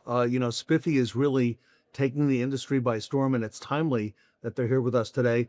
Troy Blackwell is here from Spiffy, a great friend of the Roundtable and one of our certified partners. Also, Corey Culler here with Reynolds and Reynolds, a great friend of the Fixed Ops community, and Ed Roberts, one of the anchors of the Roundtable. So, gentlemen, thank you for joining us here today. Yeah, thank you. Thanks for being. All right, so Ed, let me come to you first. What strategies have you found to be most effective in building customer trust and adoption of mobile service compared to the traditional model of in-dealership experience? Well, when we go to a customer's place of business or home, it's a different experience for them. We didn't disrupt their day. We didn't take them away from things that they had to put on hold or whatever else to be able to get their vehicle serviced. So we're really removing the friction from doing that. And when we first started doing that, it created friction on our side because we're trying to track all these things down with spreadsheets and various different things. And we just needed to tie some of those things together. The technology was out there. We just needed to tie it together. And then I met Troy almost a couple of years ago now. Yeah. And he saw the vision that we were trying to accomplish and says, I want to be a part of this. And man, it's been a great partnership. For sure. Right? Yeah. I mean, he said, we like to say zero friction addiction. And, when we go out and help our customers, they're on their home turf, like Ed said, whether they're at work or whether they're at home, they tend to be less guarded when they're at their house. So that when they are there and the technician pulls out a dirty cabin filter or wiper blades and says, ma'am, you'll need this for your car, they tend to say, okay, please put it on. So there's been a lot of pickup with mobile experience, and we're super excited to help partners like Ed and others out there. Corey, how about from the Reynolds and Reynolds side? What are you seeing in terms of mobile services and remote services? Yeah, we're definitely seeing an increase in it. I think part of it's due to, the challenge that we run into is that time is a very precious commodity, right? So being able to, meet the needs of the consumer, whether that's, through electronic communications or on-site service or, some of the other things that we're able to do to help supplement the service experience to the consumer, is definitely helpful and definitely pays dividends. The other piece is, like you said, it's getting that guard down, right? When we talk about even in dealership, one of the best places that we can be to consult with the customers at their vehicle, because it's some place that they're comfortable with and they feel safe with. So mobile service, at a customer's home or at their place of business, they have a sense of ease about that, and it helps meet up with whatever their needs and expectations are around their schedule. Ed, from scheduling to technician deployment, what best practices really help ensure mobile service operations remain efficient and profitable at scale? Well, that's where technology really comes into play, and we can use AI and determine what traffic patterns are at certain times and whatever else. So not only does it help us with maximizing that schedule, but it prompts us to when that appointment is best, when we can get to that customer the easiest, and then know the inventory that's on that vehicle. So having a platform, a one central source that we can go to and know where the vehicles are, and know when we can send someone out, that they got the right pieces on the van, know what the traffic situation is, and then redirect when we need to, is instrumental. Trying to figure all that out humanly, it's possible, but not necessarily effective. Troy, what are you seeing when it comes to operations remaining efficient and profitable at scale? Yeah, that's kind of the world we've lived in, but we weren't there at the very beginning. 11 years ago, we were just getting started, and we fell down and skinned our knees and got back up and dusted off, and then created some technology to help us. Typically, when I do go in and visit dealerships, it's impressive what they have done with just a Google Sheet. And I'm going to date myself here, but some people actually are using MapQuest to MapQuest their next day of what that looks like. So for me, we have some great tools, and it can make the dealerships more productive, and they're not scheduling like the cable company to say, we can be there between 8 and noon and 1 to 5. And now we can condense, and in some cases, go from 2 ROs a day to as many as 5. So that's where we come in and help. Corey, it's incredible. In Ed's case, at Bozar, they started with 1, I guess, as most do, but look what it's grown to now. Yeah, the fleet, we've as part of our ongoing kind of partnerships with dealerships. I've been to Ed's store several times, and I mean the team that he's got with Jeremy and all the technicians, and they're it's really pretty amazing, like the reach that it gives them to be able to meet the needs of their consumers, right? Their customers, their consumers, and be able to fit what works on their schedule, right? And it's not always just the the consumer at their home. Sometimes it's being able to do some of the fleet things that you guys are doing as well. So it gives you some of that reach that you might not have otherwise, which is pretty impressive. It's find the way mentality, and then when you find the way, you find ways to make it efficient. And speaking of efficiencies, I've heard you say this model for automotive repair also is very similar in many ways to other industries that are doing mobile, going out to the customer and successfully maybe adopting some of their best practices, healthcare, home services, things of that sort. I don't know if you want to elaborate on that. So one of the toughest challenges is finding people, and because technicians are tough to find as it is, and we develop a lot of ours. But in this case, we have to have people that are capable of communicating well as well. They got to fill the role of the advisor and the technician. And so we've been successful looking at other industries like HVAC and plumbing and electrical. They already have the communication skills. They're already used to going to someone's home. They're already used to a lot of those things. And we just have to teach them the technical aspects. Well, they're already in tune with a lot of technical aspects because of the industry that they're in. It's just now the technical aspects of the automobile. So it ties in a lot more seamless than you would think from the outside looking in. You think that as well, Troy? Yeah, no, definitely. You look at other industries. I think COVID, we learned a lot during that time from a convenience side. And I even look at industries like Domino's Pizza. And I'm not a huge Domino Pizza fan, but for my kids, if they want to order pizza, they can see when it's going in the oven, when it's coming out, when it's in a vehicle, when it's getting to the house. And these are all what the next generation and others are looking for. So the convenience side of it, for sure. And Troy, would you say scaling is probably one of the more important things that dealers are focusing on now as they get into mobile service and growing their fleets? Yeah, so scaling and showing them the path to profitability. It's not an overnight. It's there is a capital investment that has to happen when you build out a van, and then you start to identify what's your strategy. And if it's like we're going to go after recalls or go after fleet and then go after customers, then that's what we're going to look at. So Absolutely. Well, Ed, as customer expectations evolve, what do you see as the next phase of mobile service, and how should dealerships or service providers be preparing today? Well, the key is getting started. And if you get started, you will run into some friction. But ultimately, we want to enhance the ownership experience. And when we enhance the ownership experience, then we win over loyalty. And we can win over the loyalty element, we all win. But getting started, finding out what those friction points are, a lot of times without it getting in our head that, well, we can't do that because of this. We can't do that because of that. I assure you the friction that you're thinking of is not the friction that you'll have once you get started. Some things will evolve easier than you thought. But getting started and then finding what those friction points are and asking partners to come in and help you with that and show you the roadmap to profitability, it's there. And our customers are already asking for it. And Corey, dealerships, they're looking to service providers like Reynolds and Reynolds to really help them out when they're considering new solutions like this.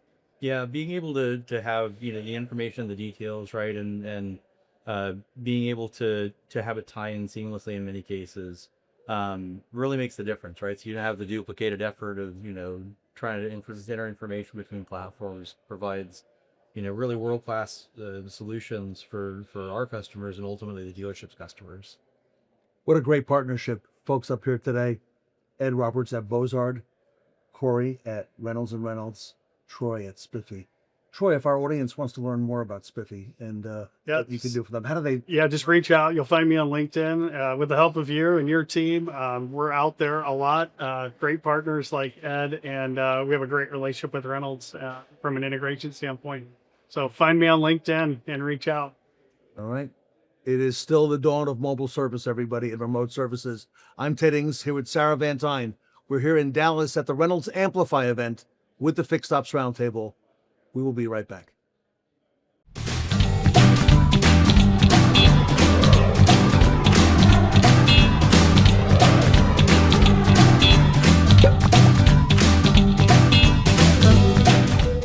Welcome back to the Fixed Ops Roundtable. I'm Sarah Van Tine here with Ted Ings. Today we are at Reynolds and Reynolds Amplify Summit here in Dallas, Texas. And Ted, this exciting workshop panel, we have a lot to look forward to. It is, and you and I get to preview that today. So I'd like to ask each of the panelists up here to introduce yourselves and tell us what you do for the industry at Reynolds. Hi, Ted. I'm Alex Spideri. I am a product manager for Focus CRM. I've been with Reynolds for 10 years. Hi, I'm Bridget McGowan. I'm a digital e-contracting specialist, and I've been with Reynolds for 6 years. Hello, thank you for having us. My name is Erica Lohman. I am the account executive for lenders and aftermarket here at Reynolds, and I've been here for 8 years. My name is Scott Lansford. I am in customer success services implementation. I have been here for 7 years, and I go out into the dealerships and get to meet everybody. Well, welcome everyone. And just to kick things off, I want to talk about communication. And Alex, I'll come to you first and get some additional feedback from our the rest of our guests. But communication is so vital to the relationship with customers, whether that is in fixed operations or variable operations. Can you tell us a little bit how the benefits of a united customer profile can be applied on the service side of the business? Absolutely. So yeah, Unified Customer Profile has a lot of applications, fixed ops related. There's 3 things that come to mind for me. First is the ability to link client records by the household, right? So UCP pulls in duplicate client records, it pulls in other household members all into a single area, and it looks across the enterprise as well. So when service advisors or anyone on the fixed ops side is working with the customer, they're getting a true 360-degree view. Another thing that I find pretty important is the ability to see a timeline of activities and interactions. So for a non-CRM user, traditionally someone on the service side, they're not able to see those emails, those phone calls, those text messages that are happening. And so service advisors and those folks can see Consumer Reach Plus emails. They can see fixed ops follow-up schedules, all those types of interactions when they're working with their customers. I'm thinking, Alex, this is something dealers have been asking for a long time. Is this being met with a lot of positive reception out in the field?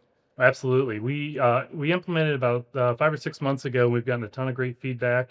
We're learning from our dealers exactly how they use the application and how they're finding success. And it's great to see. And they, it's given us ideas for enhancements moving forward. Scott, I know some of the things you'll be talking about today focus on efficiency. We're all talking about efficiencies, actually. What's the biggest tip you have for dealerships when it comes to finding efficiencies in the complexities of what goes on in that ecosystem? I think it's a multi-layered answer. First, you have to be willing to kind of question yourself in your accounting office. You have to be willing to look at what you're doing that is taking too long or is too difficult to train a user to actually perform the task. If you look at those and you ask yourself those questions, once you get those found out and once you're finding those complexities, what you can do is you can start working and investing the time towards defaults and looking into how you can get each individual piece of your accounting office to run as efficiently as possible. Those defaults and setting up templates is going to be the big ticket item in there, and that increases your efficiency by far. Sarah, I'm thinking the accounting office, typically not an area that would be involved in a big summit like Reynolds is having here, but Reynolds is putting the focus on that at the dealership level, and I think that's fantastic. It is, Ted, and it really is the backbone of everything that happens in the dealership, from the customer experience to all the reconciliation with those records. And Erica and Bridget, just to come to you and talk a little bit about some of that efficiency, this is also a big focus of your workshop, and it's designed to help dealers really reduce contracts in transit. Are there similar efficiencies in technique or process that also could apply to fixed operations? I would say yes, in technique and in process. One of those ways is digitization, right? And I think that that's applicable across stores, across enterprises, across departments, starting with the parts department, whether we're talking about inventory or ordering or counter sales, digitizing every step in that process, as well as the service drive, whether we're talking about ROs or how we communicate with our consumer. Adding digitization across the board is only going to increase efficiency. It's only going to safeguard customer data, and it's, at the end of the day, going to be the best experience for the employee and the consumer both. Absolutely. And to bounce off of that, I do believe that also, along with the digitization, a term that we have in the finance area is swivel chair. So when we access multiple different screens, multiple different vendors, I think that is also something, reducing that in the service of parts industry will also help streamline. It'll help make it easier for the dealership personnel as well as the customers. So no multiple screens, no multiple logins, your data not in multiple places, no rekeying information, especially for the dealership employees as well as the customers, because we value that customer experience. Erica and Bridget, one of the things that I noticed in a recent visit to Reynolds headquarters in Dayton is the Innovation Center. And if a dealer ever has a chance to come to the Innovation Center, you will see immediately how Reynolds is focused on this digitization process throughout the front end and fixed ops. I don't know if you'd like to speak to that a little bit, but it looks from the outside as a very important step, because you're setting the pace from the moment the customer is first contacting the dealership to before they even come in, to once they're in through the sales process, into the F&I process, and then of course, Erica, into the fixed operations as well, if you want to speak to some of that. Yeah, specifically in the fixed operations, we have our DocuPad. And when you talk about digitizing, that is the master of digitizing. You're digitizing the first experience when that consumer walks into the F&I office, and that's the first thing they see. You're digitizing the menu presentation, your disclosures, all of your forms, all of your signatures are all digital. And that's passed on to the lender when you e-contract digitally. And Bridget, to the customer, what they see looks very professional. Okay. In fact, if you go to a Reynolds dealership that's utilizing a lot of these, and more now are and will and continue to, I can't imagine going to a dealership that doesn't utilize this. Customers see that. Absolutely. I mean, it's a giant screen on your desk. So the first thing you do when you, as a customer, when you walk in, is you're immediately drawn in. You're like, wow, what is that? And I think that's something that we hear from our dealers in the field a lot, is that it really draws customers in and kind of alleviates that stigma that with the finance office. And Alex, it all begins with that unified customer profile, because having one record, not duplicate records, is so critical to the whole process. Absolutely. Just having all that information, having that full 360-degree view in one spot is going to just, lower those barriers and make things a lot easier on the dealer. Sarah, I'm thinking back to the days when you were running the BDC. How important would something like that be to you and your team and all the people that it affects? Well, we're talking about efficiency, and the multiple screen problem was a real challenge in that environment, especially when you're talking multiple rooftops and multiple departments within those rooftops. So that communication component, if the customer has a fragmented experience, it erodes trust in the dealership. And this really solves a lot of challenges that we're seeing in the industry today.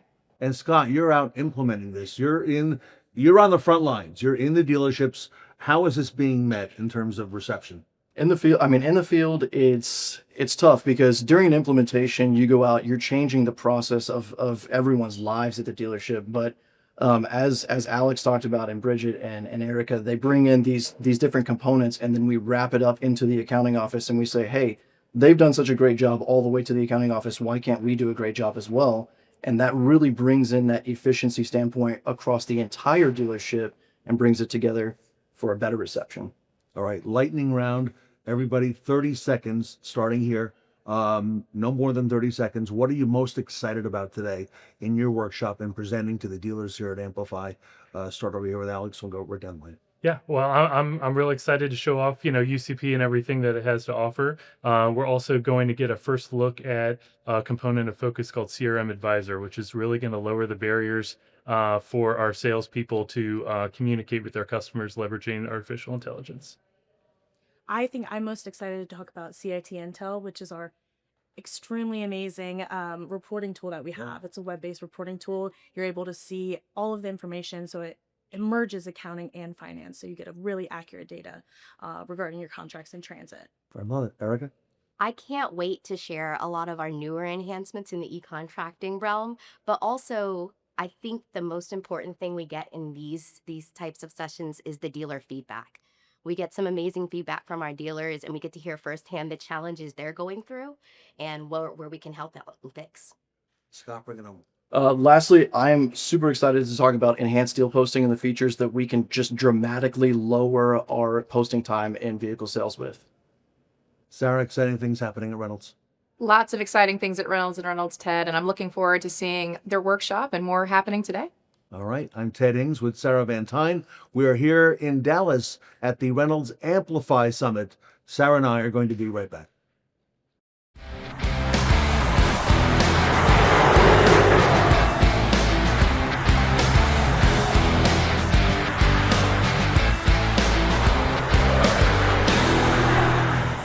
Hello, everyone, and welcome back to the Fixed Ops Roundtable. I'm Katrina Ness, joined by Ted Ings, and we are here at the Reynolds and Reynolds Amplify event in Dallas, Texas. Ted, this has been amazing.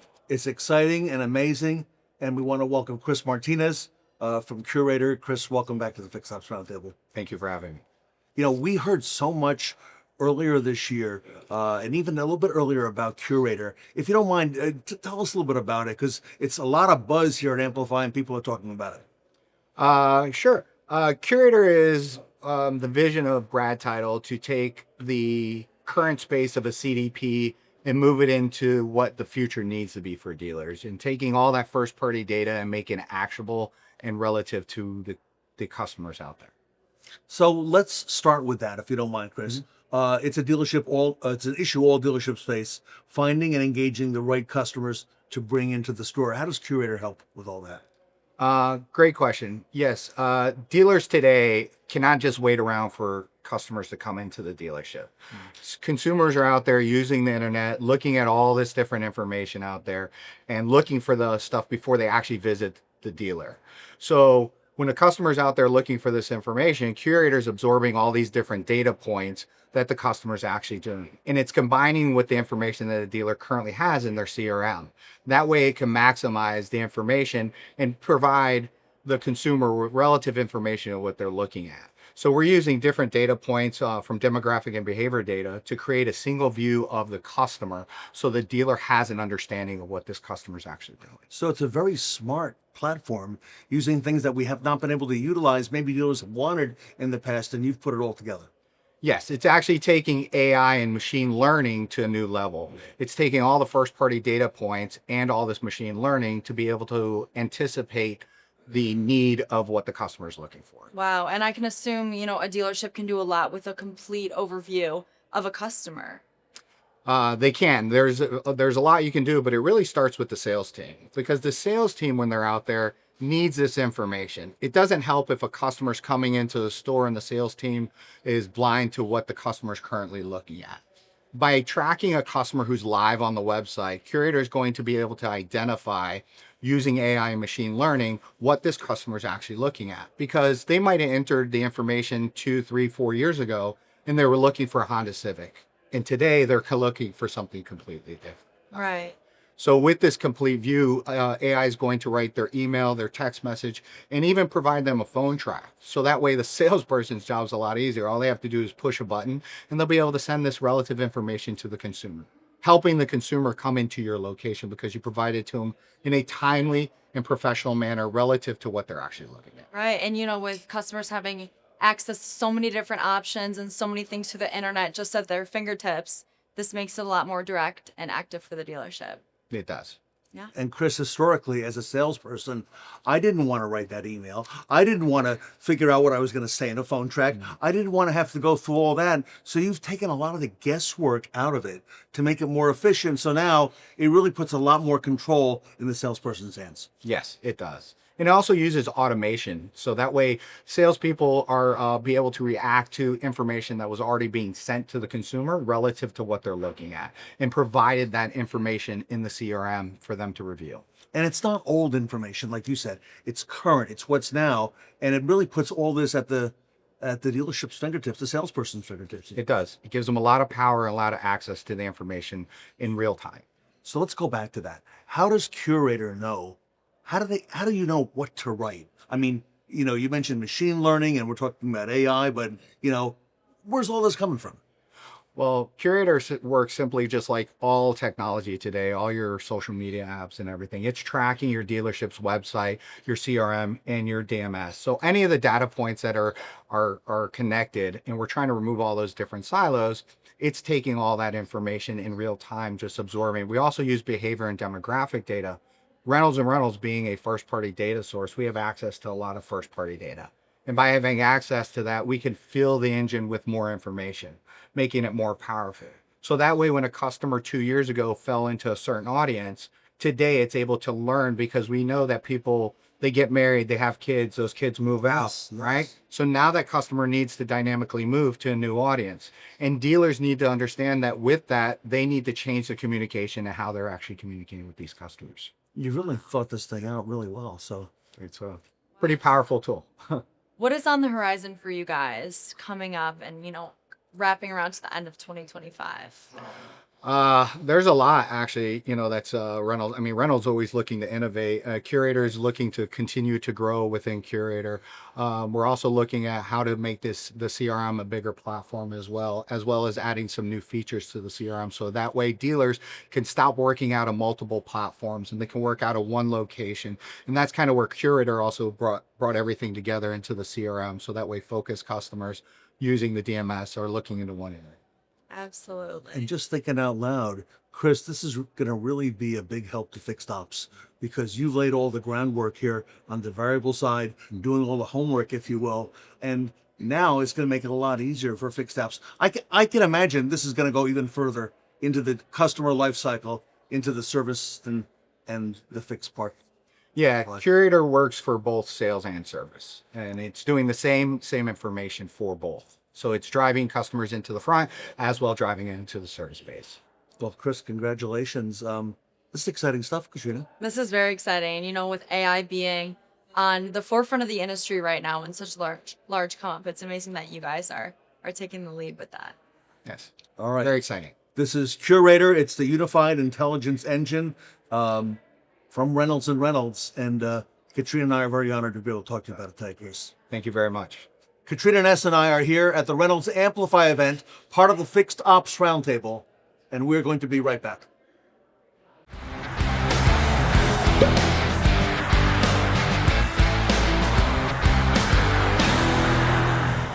Hello, everyone, and welcome back to the Fixed Ops Roundtable. I'm Katrina Ness, joined by Sarah Vantine, and we are here in Texas at the Reynolds and Reynolds Amplify event. Sarah, it has been an incredible day so far, and so much fun being here. It really has, Katrina, and we've got a great panel with us today talking about TSD, which before we get into some of our questions, I'm going to have our panelists introduce themselves, starting with Ed. I'm Ed Roberts, COO Bozard Ford Lincoln in sunny St. Augustine, Florida. And I'm Sean Concanon, president of TSD Mobility Solutions, based out of North Andover, Massachusetts. Wow, and Sean, TSD Mobility has been extremely active this year. Tell us what has been going on and, what you guys do as a whole. Yeah, we provide software in the automotive industry and the car rental industry today. So our platforms are used across about 12,000 dealerships across the United States and about 2,500 car rental locations across the globe today. Wow. Yeah. What has 2025 been like for you guys, alongside Reynolds and just with everything going on this year? Yeah, we just hit our 1 year mark with Reynolds and Reynolds. It's been a fantastic year with them. We brought a lot of connectivity back to the marketplace, which we didn't have prior to 2025. So we spent a great part of the year trying to connect to Reynolds DMSs and some of their other companies that just made a lot of sense for us to connect to, like 700 Credit and stuff like that. Absolutely. And Ed, let's talk about your fleet for a minute. I mean, fleet management, it's an incredibly important component for Bozard.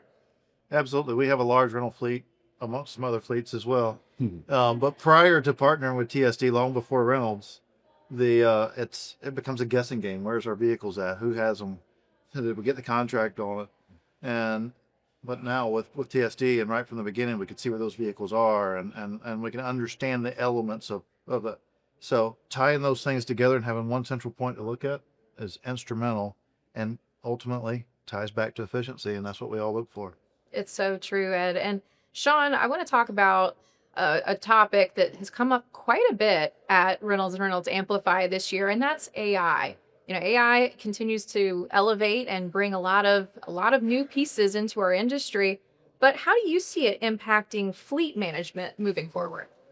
I think a big part of it where we're really starting to see AI come into is the overall damage detection on the car. So you give a vehicle to a customer in a certain condition, hopefully brand new and no scratches, dents, things, and AI really on the return of that vehicle can detect a lot of that damage. So we're starting to look at that stuff internally, externally. A ton of companies are out there doing that. But as far as fleets go, that's the one area that's really starting to stick out, meaning I can take a picture of a panel of a car and I don't need a human to point out that damage. AI can just kind of filter that damage and surface it right up. We're also seeing it being brought to the next level is it can actually go out and get an estimate for that and tell you that that's a $2,000 dent that's across a couple quarter panels versus it's, you can buff that out and stuff. So I think you're going to see a lot more of that coming into fleet management here very quickly with AI. Well, that sounds incredible. And Ed, I imagine, when you're thinking about a fleet such as your size and all of these pieces with that AI efficiency, looking at, damage to the vehicle, but then also there's some components that'll impact the customer experience. So how will you be utilizing it? Well, like Sean said, the elements of finding those things with layering over the pictures, because if something happens, if a rock hits the windshield and it's in the lower part of it and we don't know to look for it there because nobody's telling us to look for it there, but there's damage there, then we know what the cost of that's going to be. And I love the element of layering out there and understanding the somewhat of the cost of that repair, what that repair would be. But it allows us to, whether it's to handle the situation then, because if we come back to a customer and say, hey, we found this after you left, then it becomes a he said, she said. And so when you can tie it all together at one time, then you can have a different conversation up front. And when you have that conversation up front, the customer knows what happened.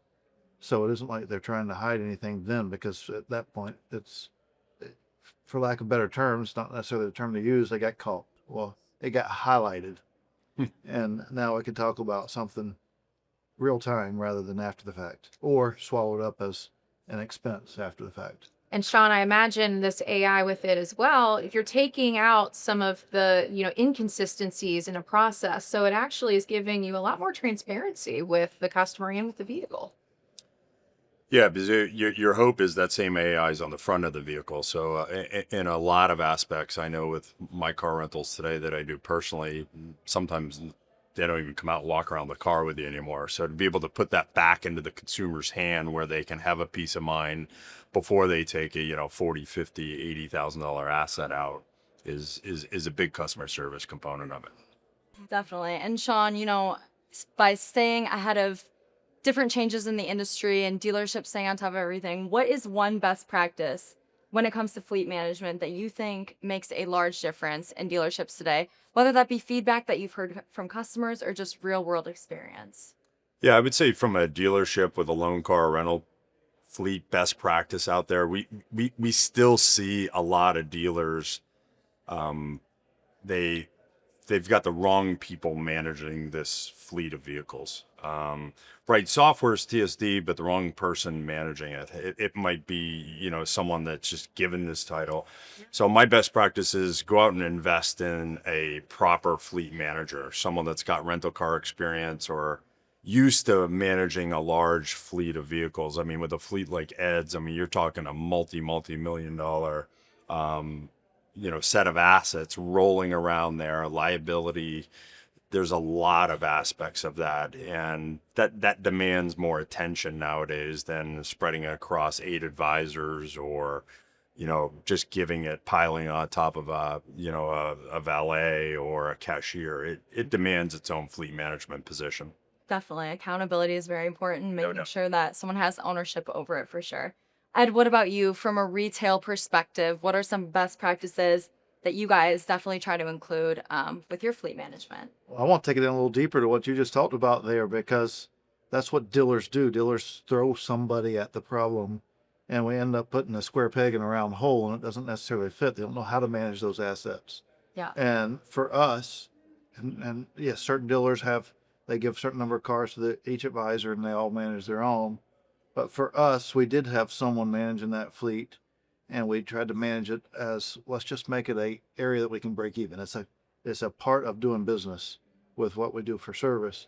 And then when we made that switch, okay, this fleet's grown too big. We need to have someone that understands this. And we brought someone in that understood the rental car business and tied them to it. It went from being what we strived to break even with, and sometimes we would, sometimes we wouldn't, but now it's a profit center. Wow. And so the opportunities are endless when you put the right people in that understands how to manage those assets, how to manage utilization, calendar utilization of those vehicles and those elements.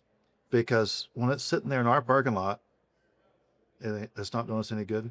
And when it's sitting in someone's driveway because it didn't need to be, because they went on vacation and we don't have those elements, didn't know the right questions to ask, it's not doing anybody any good either. So getting the utilization up is instrumental. Sean, in our final few moments, just to touch back on what TSD does as a whole and what's on the horizon for 2025 and 2026, what is one of the most common questions that you get from dealers, and what should they be looking at to implement?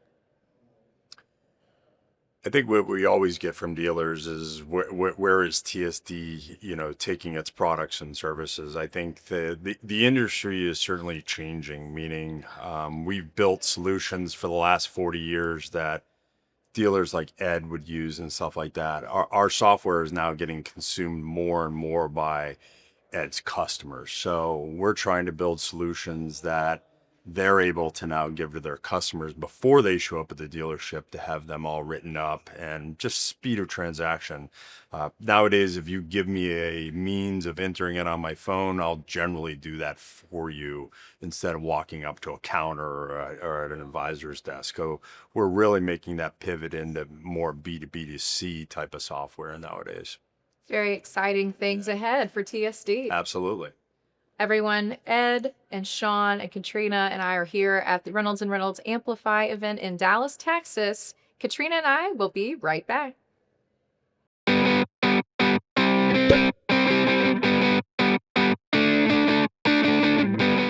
welcome back to the Fixed Ops Roundtable. I am Angie Piscato, joined today by Ted Inks. Ted, we have quite an exciting panel today. We do. We have some of the great retail names in our industry. I'm going to ask them to introduce themselves, starting with Kaylee, and we'll go right down the line. Yeah, Kaylee Filio, Sales and Marketing Director at Parts Edge. Ed Roberts, COO of Bozard Ford Lincoln in sunny St. Augustine, Florida. Maureen Martin, Vice President of Strategic Alliances for Dynatron Software. Marcos Wanenberg, Technician, Naples Luxury Imports at the beautiful Paradise Coast, Naples, Florida. You know, Maureen, a lot of what we're talking about today at Fixed Operations here at Reynolds Amplify is about the technicians, parts, everyone working together, no longer having silos. That's been a discussion for a while, but what are you seeing in the industry? I have to say, you know, it all starts with culture, right? And so we create that culture in fixed operations that together we all succeed, right? So we can't do it without parts. We can't do it without our service advisors, our technicians.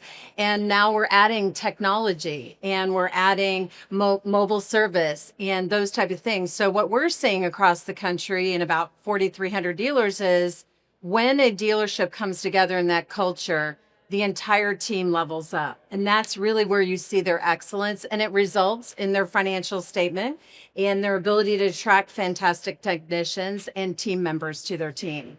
Did I hear you say 4,300 retailers? Is that Dynatron software? Yes. We have the privilege in our Dynatron family. Wow. So congratulations to you and Les and the team and all that you've built and continue to build. Well, thank you for that. We appreciate it. We love being a part of the Fixed Ops Roundtable. This is our jam, so we love it. Ed, she mentioned culture, okay? And that's directly in your wheelhouse. It is? Yeah. I didn't know that.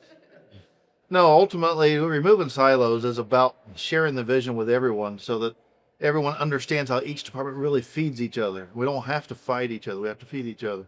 You know, we take care of each other. Everybody understands the direction that we're going in. It all comes together. And then when you go out and you bring in an element like mobile service or pickup and delivery, then everyone sees the value of what that does. In a silo mentality, you got others worrying about, well, now they're doing all the work out in the field. We're not going to have any work here to do. And so you have to share that vision widespread to keep those silos down and to support each other and let each other know how they bring a valued piece to the team. And Kaylee, congratulations to you also at Parts Edge, because you have really shown the light on parts and the importance where it did not get a lot of attention until Kaylee Filio came along. Oh, I appreciate that. I really do feel like the dealerships are really focusing and actually treating their parts departments like a profit center. It's really shifted in the last couple of years, and it's such a valuable department at the dealership. Marco, what are you seeing as time has gone on now? When this Fixed Ops Roundtable started, I think 6-7 years ago. Oh, God. Let's just say that I think that because the roundtable and everybody on it, from parts to GMs, from vendors to everyone in between, including technicians, that I really feel like, talk about breaking open a silo. We have broken the walls around the whole department, from parts to technicians to advisors to everything. There's been so much information brought to the forefront and so much information, not just like, how can we make things better, but the culture, how do we all work together, and what is actually going on in the fixed ops department. Yeah. And it ends up that we're actually quite a human enterprise, aren't we? Yeah, absolutely. Marco, speaking of technicians, so that is one of the topics that is hot on dealers' minds all across the board is the technician shortage.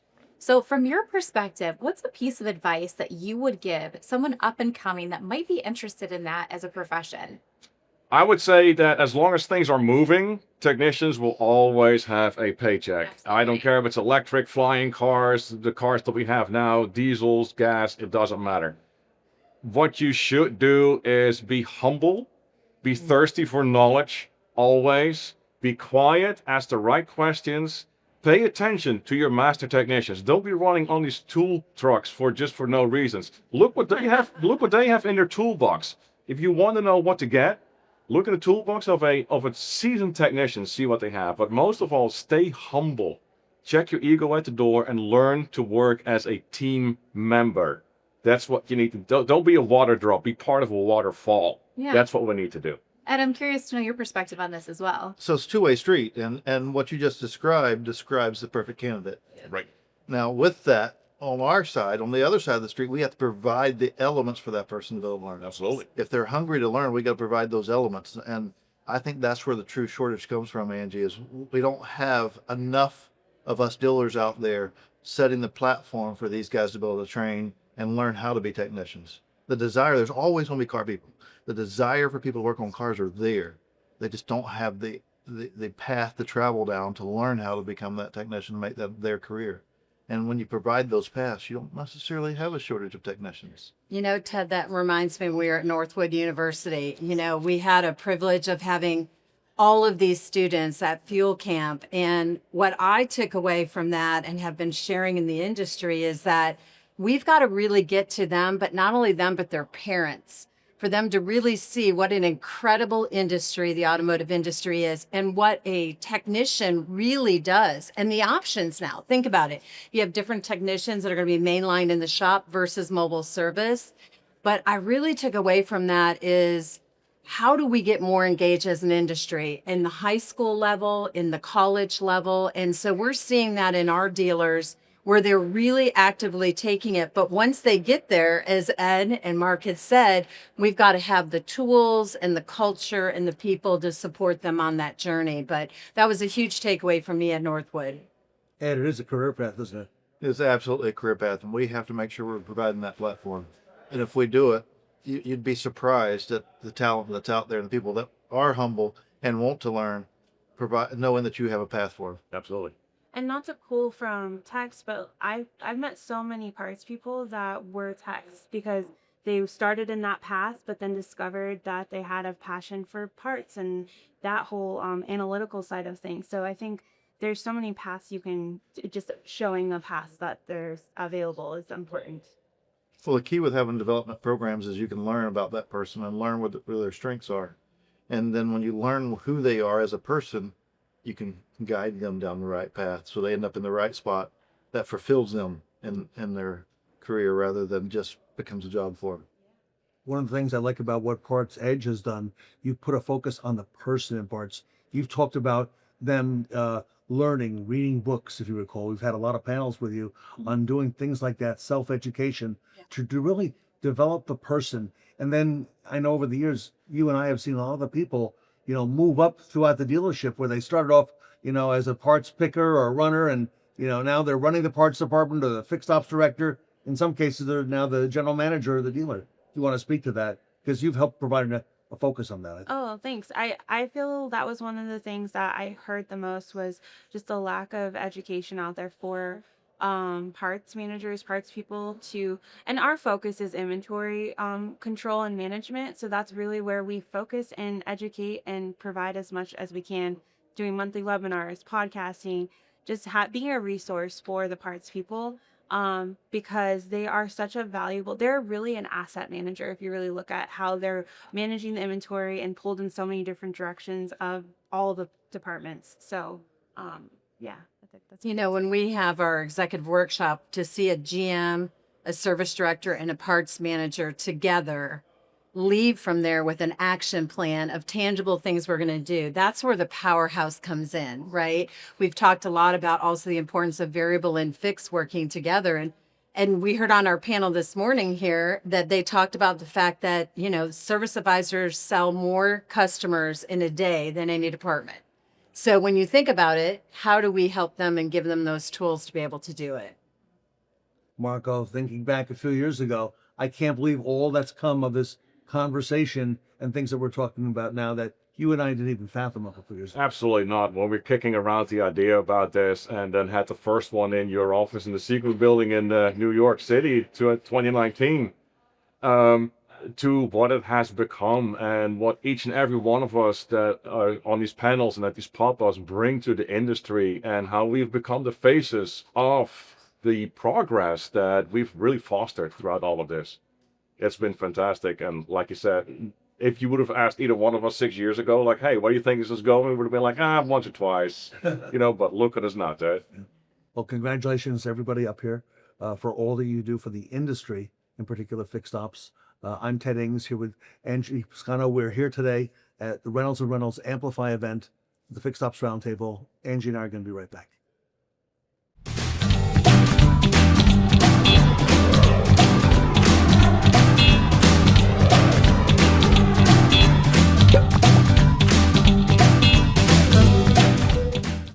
everyone, it's Katrina Ness, and welcome back to the Fixed Ops Roundtable. Right now, I'm joined by Angie, and we have a wonderful panel right here where we will be talking about the workshops happening at the Reynolds and Reynolds Amplify event. So if you guys would like to introduce yourselves, starting with Ed, we can get this going.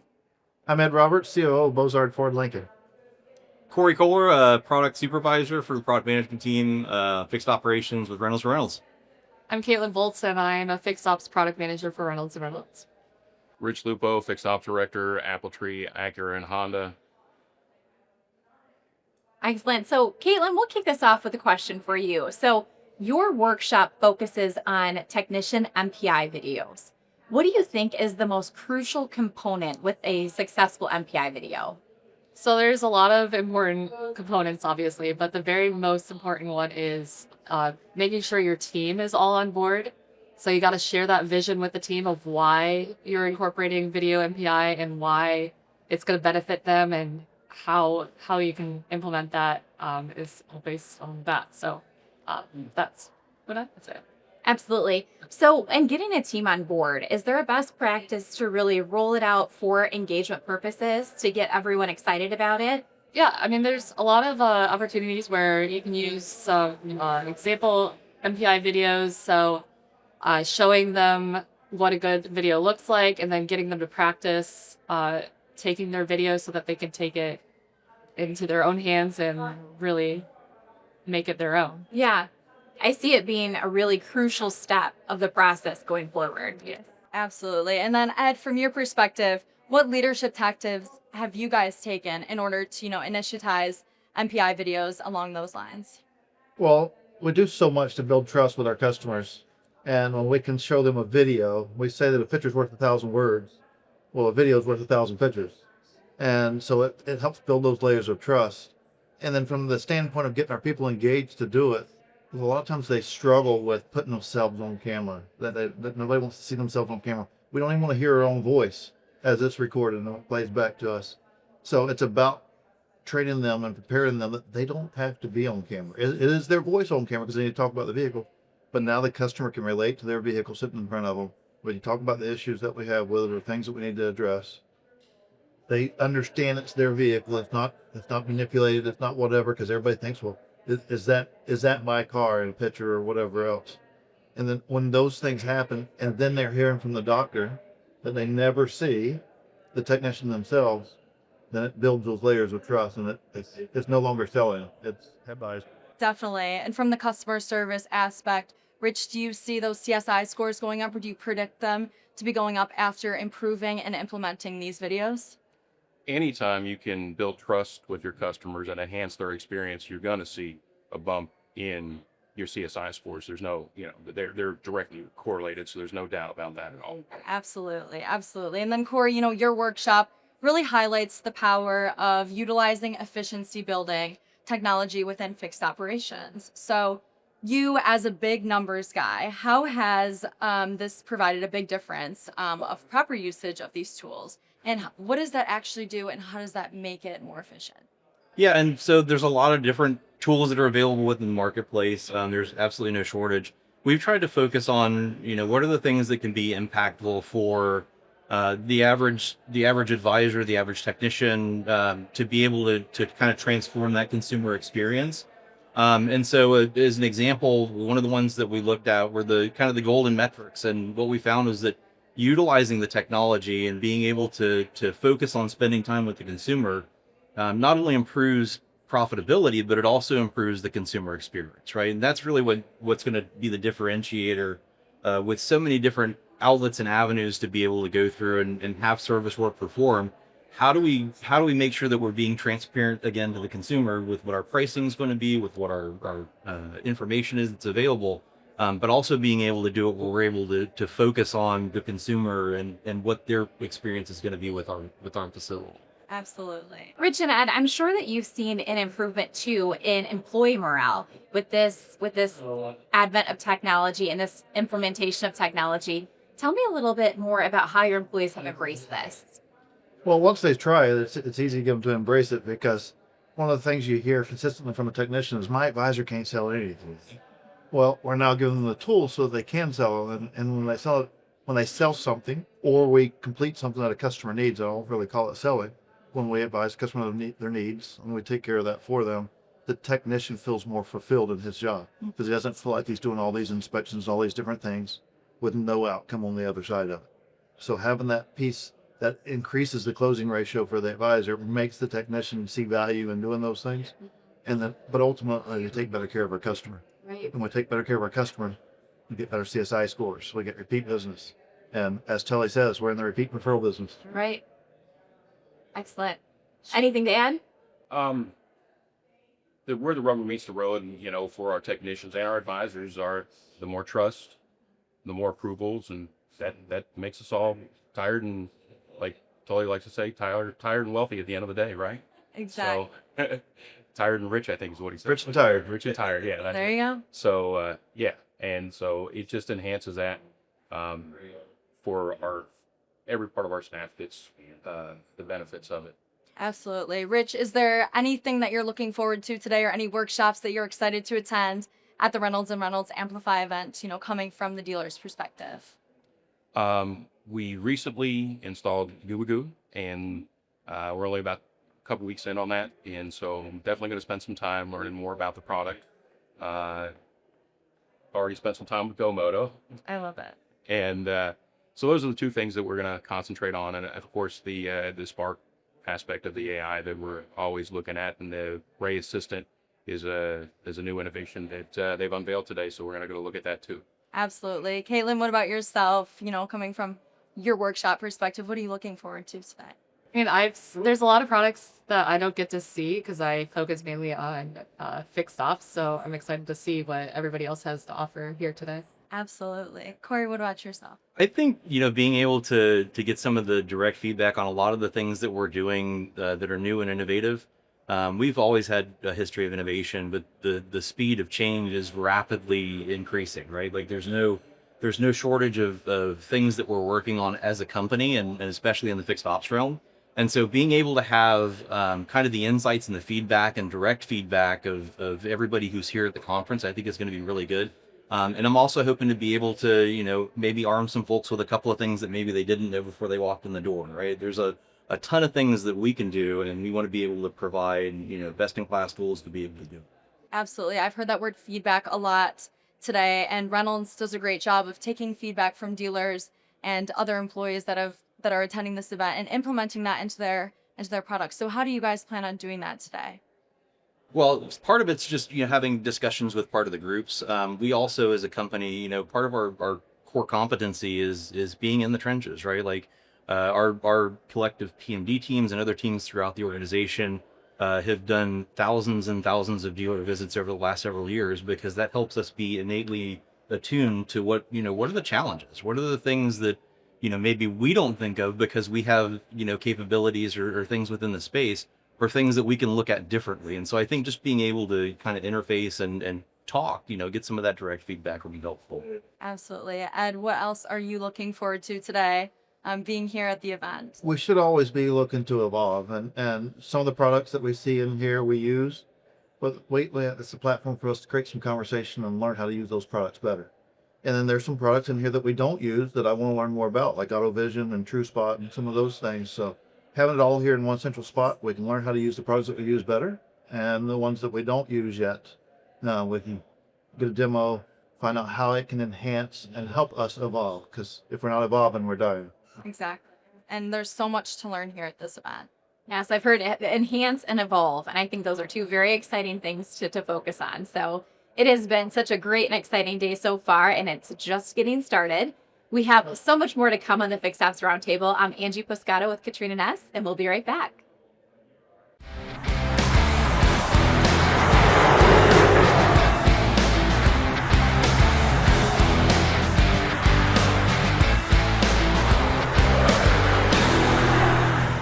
Welcome back to the Fixed Ops Roundtable. I'm Sarah Vantine here with Ted Ings. We are at the Reynolds and Reynolds Amplify Summit here in Dallas, Texas. And today, Ted, we have some very special guests with us. That's right. We've met some colleagues and friends. For those in the audience who don't know, just if you don't mind introducing yourself, starting with Ed, tell us who you are and what you do. We'll go right down the line. I'm Ed Roberts, COO of Bozard Ford Lincoln. I'm Kaylee Filio, Sales and Marketing Director at Parts Edge. I'm Marcos Wanenberg, technician at Naples Luxury Imports.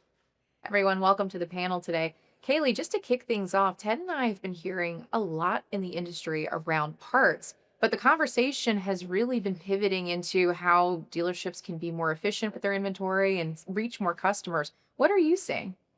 Exactly that. I feel like, being in my role, I've seen such a shift in the conversation of dealers really just treating their parts departments like a true profit center that it really is. And that boils down to being efficient. And I feel like naturally the parts department and parts people are very efficient and methodical people. And I think yeah, so that's what I'm seeing.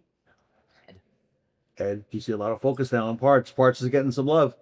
Well, parts is the key ingredient to generating hours, and that's what we do in the service department. And unfortunately, the parts department's been the forgotten department for way too long. But now that fixed ops is getting some attention, we're looking at all the areas of inefficiencies to make them more efficient.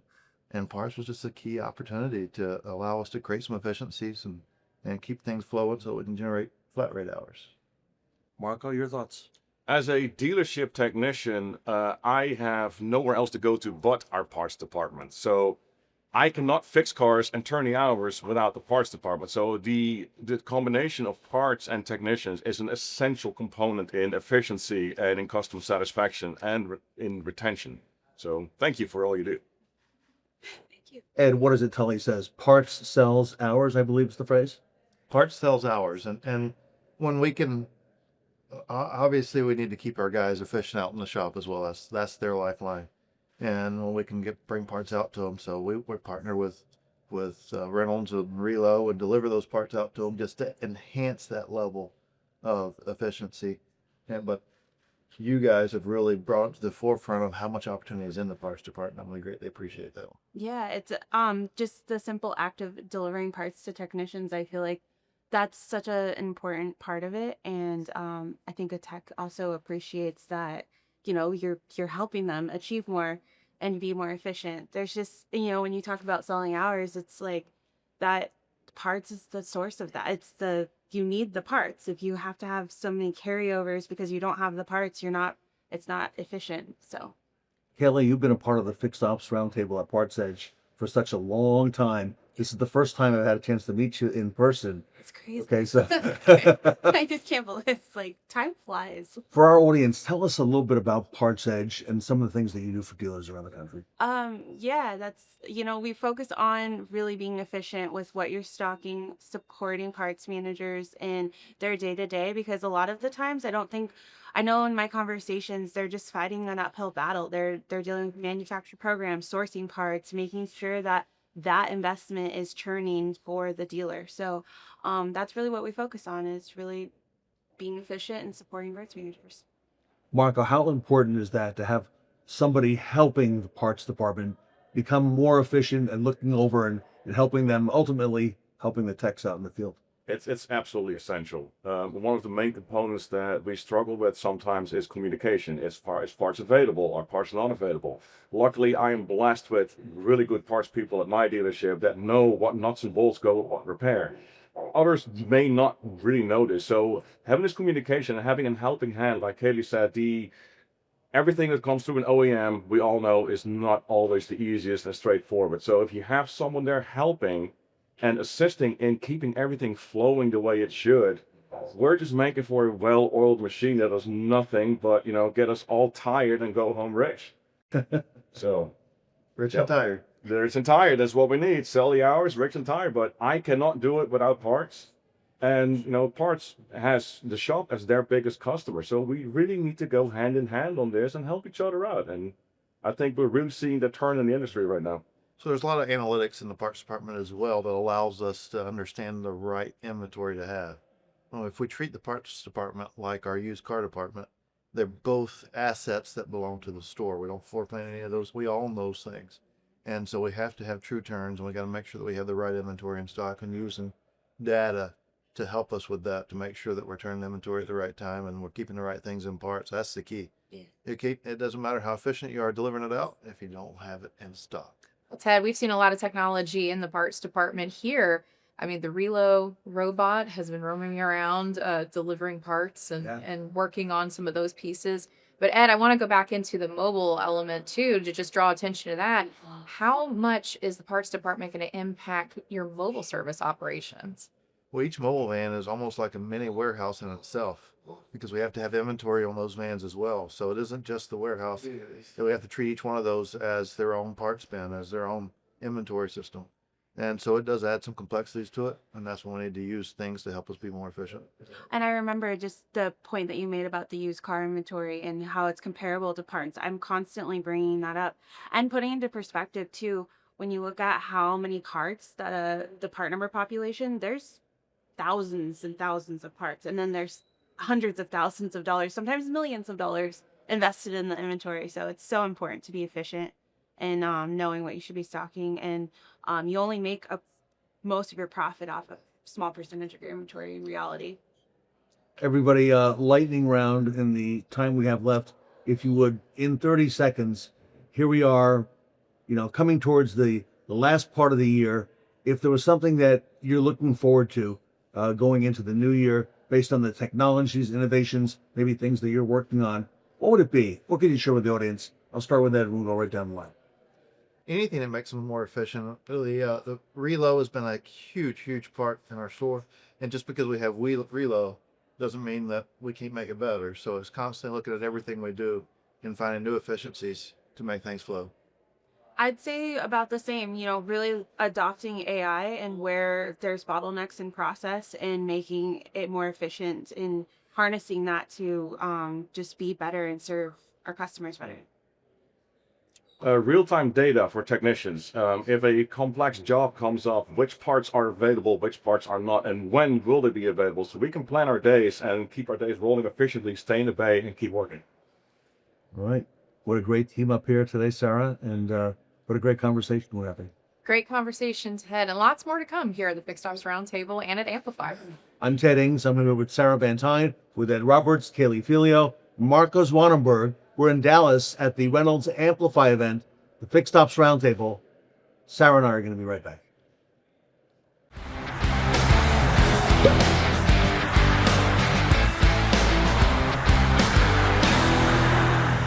Welcome back to the Fixed Ops Roundtable. I'm Angie Piscato, joined by Sarah Van Tine, and we have a very exciting guest today.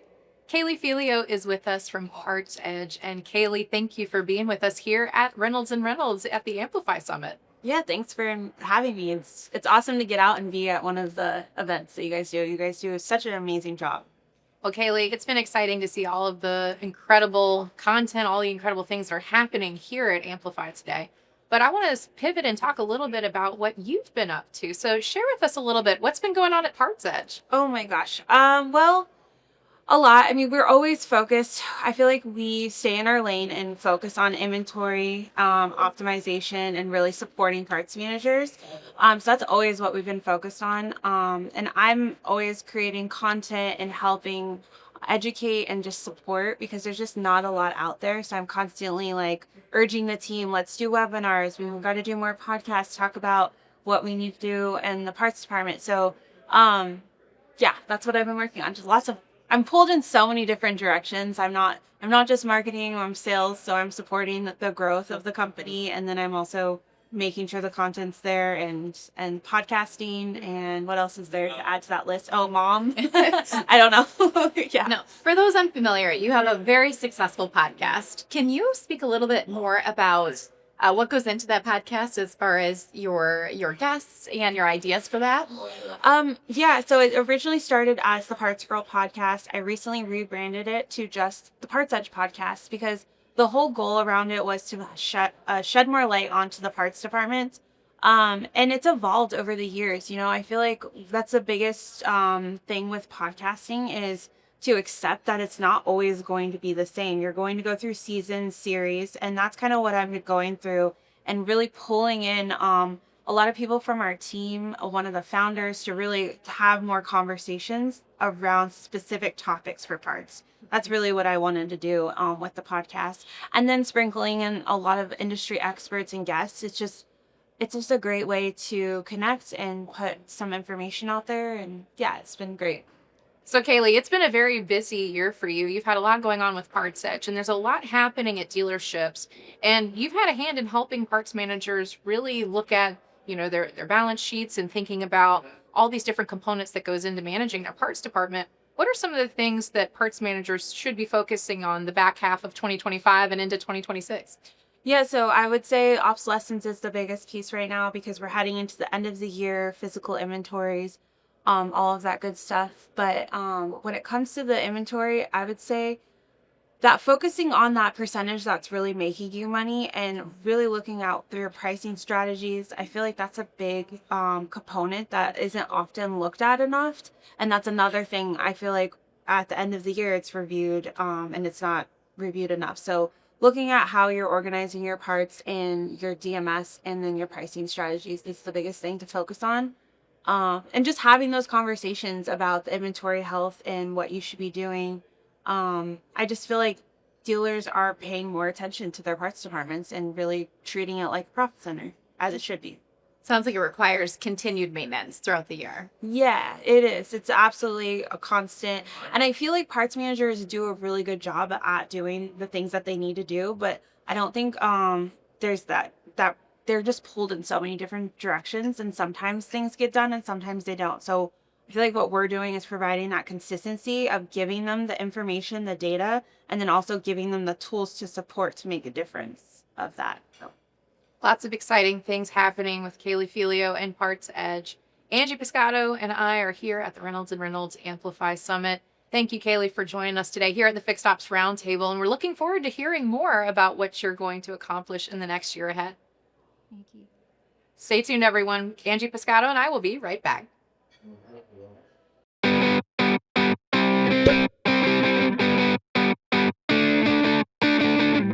Welcome back to the Fixed Ops Roundtable. I'm Sarah Vantine here with Ted Ings. We are at the Reynolds and Reynolds Amplify Summit here in Dallas, Texas. And Ted, this panel, we've got some very special guests assembled with us. A lot of firepower on this panel, Sarah. So we have the moderators of the Fixed Ops Roundtable. I'd like each of you to introduce yourself and tell us how long you've been in the industry, what you do, and we'll start right here with Jean. My name is Jean Ings. I work both with the Fixed Ops Roundtable and with Quantum 5. I think I've been in the industry for 3.5 years now, which is a little crazy to say. It's very awesome. Wow. I'm Katrina Ness. I am a student at Northwood University. I've been involved in working for Ted Ings and the Fixed Ops Roundtable for almost 2 years now. And as a whole, I've been in the automotive industry since around 2022 when I first started as a freshman at Northwood University, which is kind of my foot in the door into this incredible place. Hi, I'm Angie Piscato. I have been in the automotive industry what feels like my whole life, but full-time since 2011. So I come from the retail end of the business, and I'm happy to be with Ted and the Fixed Ops team now at the Roundtable. And Sarah, there's one more person that's not here, which big shout out to Vanessa Collins. Absolutely. Vanessa Collins, my partner in crime, who you usually see us attached to the hip. She is working for Lithia and is doing training in Utah. So she's really, stepped in, taken flight within the automotive industry. And her roles post-grad as she just completed her master's degree at Northwood. But we do miss her so much on these panels. And she'll be back soon once she kind of gets into the swing of things and into a routine over at Lithia. And of course, the wonderful Sarah Vantine. Yes, Sarah Vantine. It's been, Ted, I cannot believe. So my first roundtable was in 2020. And it has taken such an evolution since that time. It's exciting to see all the growth we've had. Well, let me take you back, Sarah.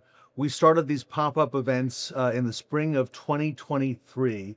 All right. Jean, you had a chance, I think, to come to the very first one at Beaux-Arts. I did. And what a special event that was. I think we were still finding out our footing. I know we've talked about what a pop-up event was, but I think we still had to prove the concept. Nobody really knew what it was or what it would be, especially for fixed ops in general. And it's been so nice to see it grow and become something that everyone's really excited for. And a lot of people have been really interested in showing up and being a part. Absolutely. And I think we've done so much growth within the pop-up events. How many have we done this year, Ted?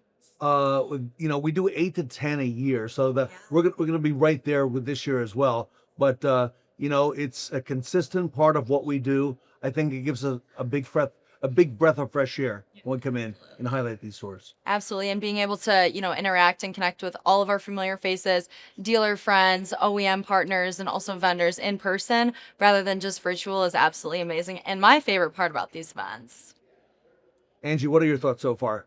I think that the Fixed Ops Roundtable is the perfect venue for dealers and partners alike to come together and share best practices. And I think that that's something that keeps everything in the dealership really fresh and exciting. So I think that things are constantly changing within the automotive industry, especially with a lot of the technological advancements that are happening so quickly. I think that it's very important that we keep a finger on the pulse of what's coming next. And the roundtable is the best way to do that, in my opinion. Thank you. Sarah, your thoughts? Well, Ted, the pop-up events have been incredible. And like everyone has said so far, it's been a great way to really highlight the dealership employees, the people behind the scenes that make it happen every single day for their customers and the teams that they've built. These are incredible dealership organizations. They've all been certified dealer award winners, which is another program that's part of the Fixed Ops Roundtable. Our certified partners get to nominate dealerships and be part of these pop-ups. And so it's incredible, Ted. We've been all over the place. And today, here we are at Amplify with Reynolds and Reynolds, one of our certified partners here. And it's just been an incredible evolution to see. And Katrina, you actually met us at a pop-up event that we did in Michigan at Northwood University. Tell us, almost 2 years ago, tell us about that. Exactly. Almost 2 years ago at our Northwood University International Auto Show was the first time I met Ted and Sarah and the crew at the Fixed Ops Roundtable. You guys came onto campus again during our auto show. I was able to sit on a panel as a student with a few other of my fellow classmates and connect with you guys. And then, the rest is history. It's been about, again, 2 years now working with you guys ever since I met you and onboarding me after the show, along with Vanessa. So these, pop-ups are just a perfect example and, success story of myself of how you can meet people, connect with people, grow the community, and also bring people in and under the wing. So, I love them. I think it's a great way to be in person and stay relevant, for sure. Sarah, the networking is a big part of it.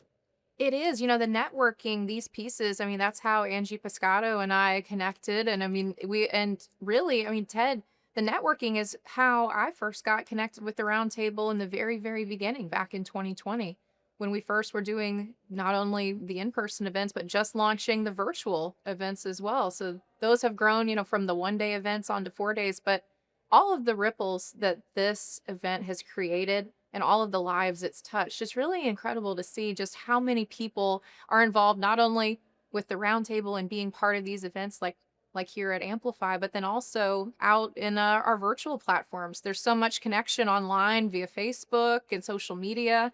We've connected with a lot of people that in some cases, it's the first time that we met them in person today, but we've seen them online for years and years with the roundtable. And a big shout out to the partners involved with the Fixed Ops Roundtable, especially the certified partners. We're here at Amplify.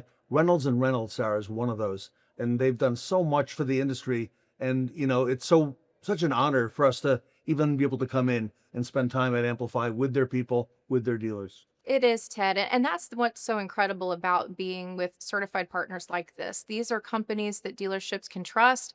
They put all of this time and effort and innovation into all of the pieces that they offer these dealerships.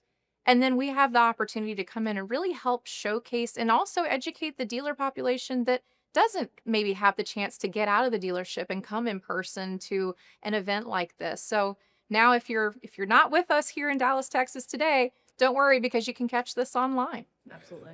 All right. So for the Fixed Ops Roundtable, what's next? Okay. We've got the 4-day virtual events that we do 4 times a year.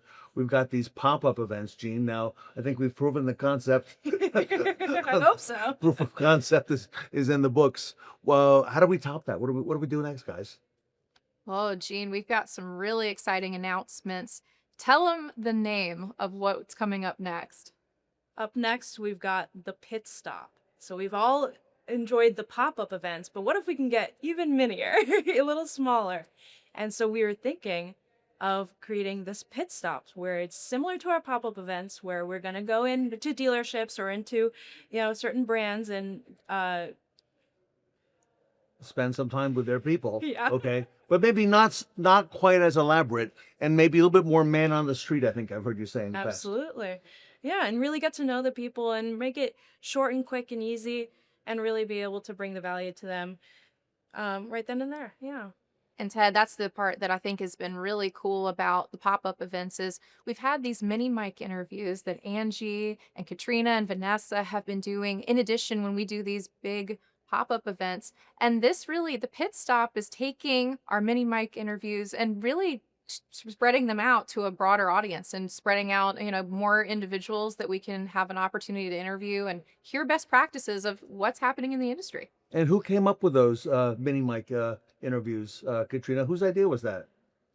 I don't know, but they've been very successful and we've been thrilled and had a wonderful time enjoying doing them. We love grabbing all of you guys aside and having our little mics and interviewing you guys, along with Jean, Angie, Sarah, and Vanessa. So thank you for all of those of you who have participated in that. All right, so a lot more to come, everybody. Sarah and I, Angie, Katrina, and Jean, we're at the Amplify event with Reynolds and Reynolds in Dallas, Texas. We're all going to be right back.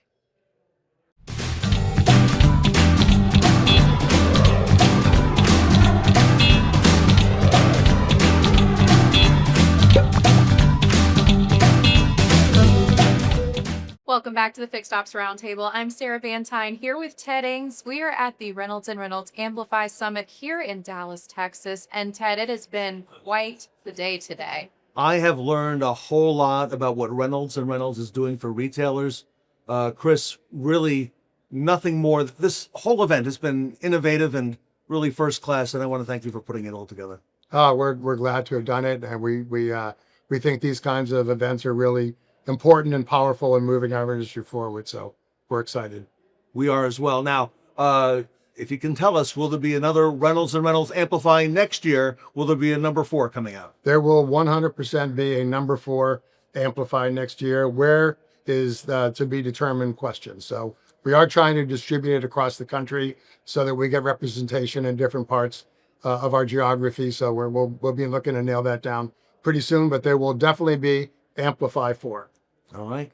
Well, on behalf of Sarah Van Tyne and the Fixed Ops Roundtable, Chris, thank you so much for all you do for the industry and for having us be able to be here in person and cover this event. Same to you. Thank you. Take care.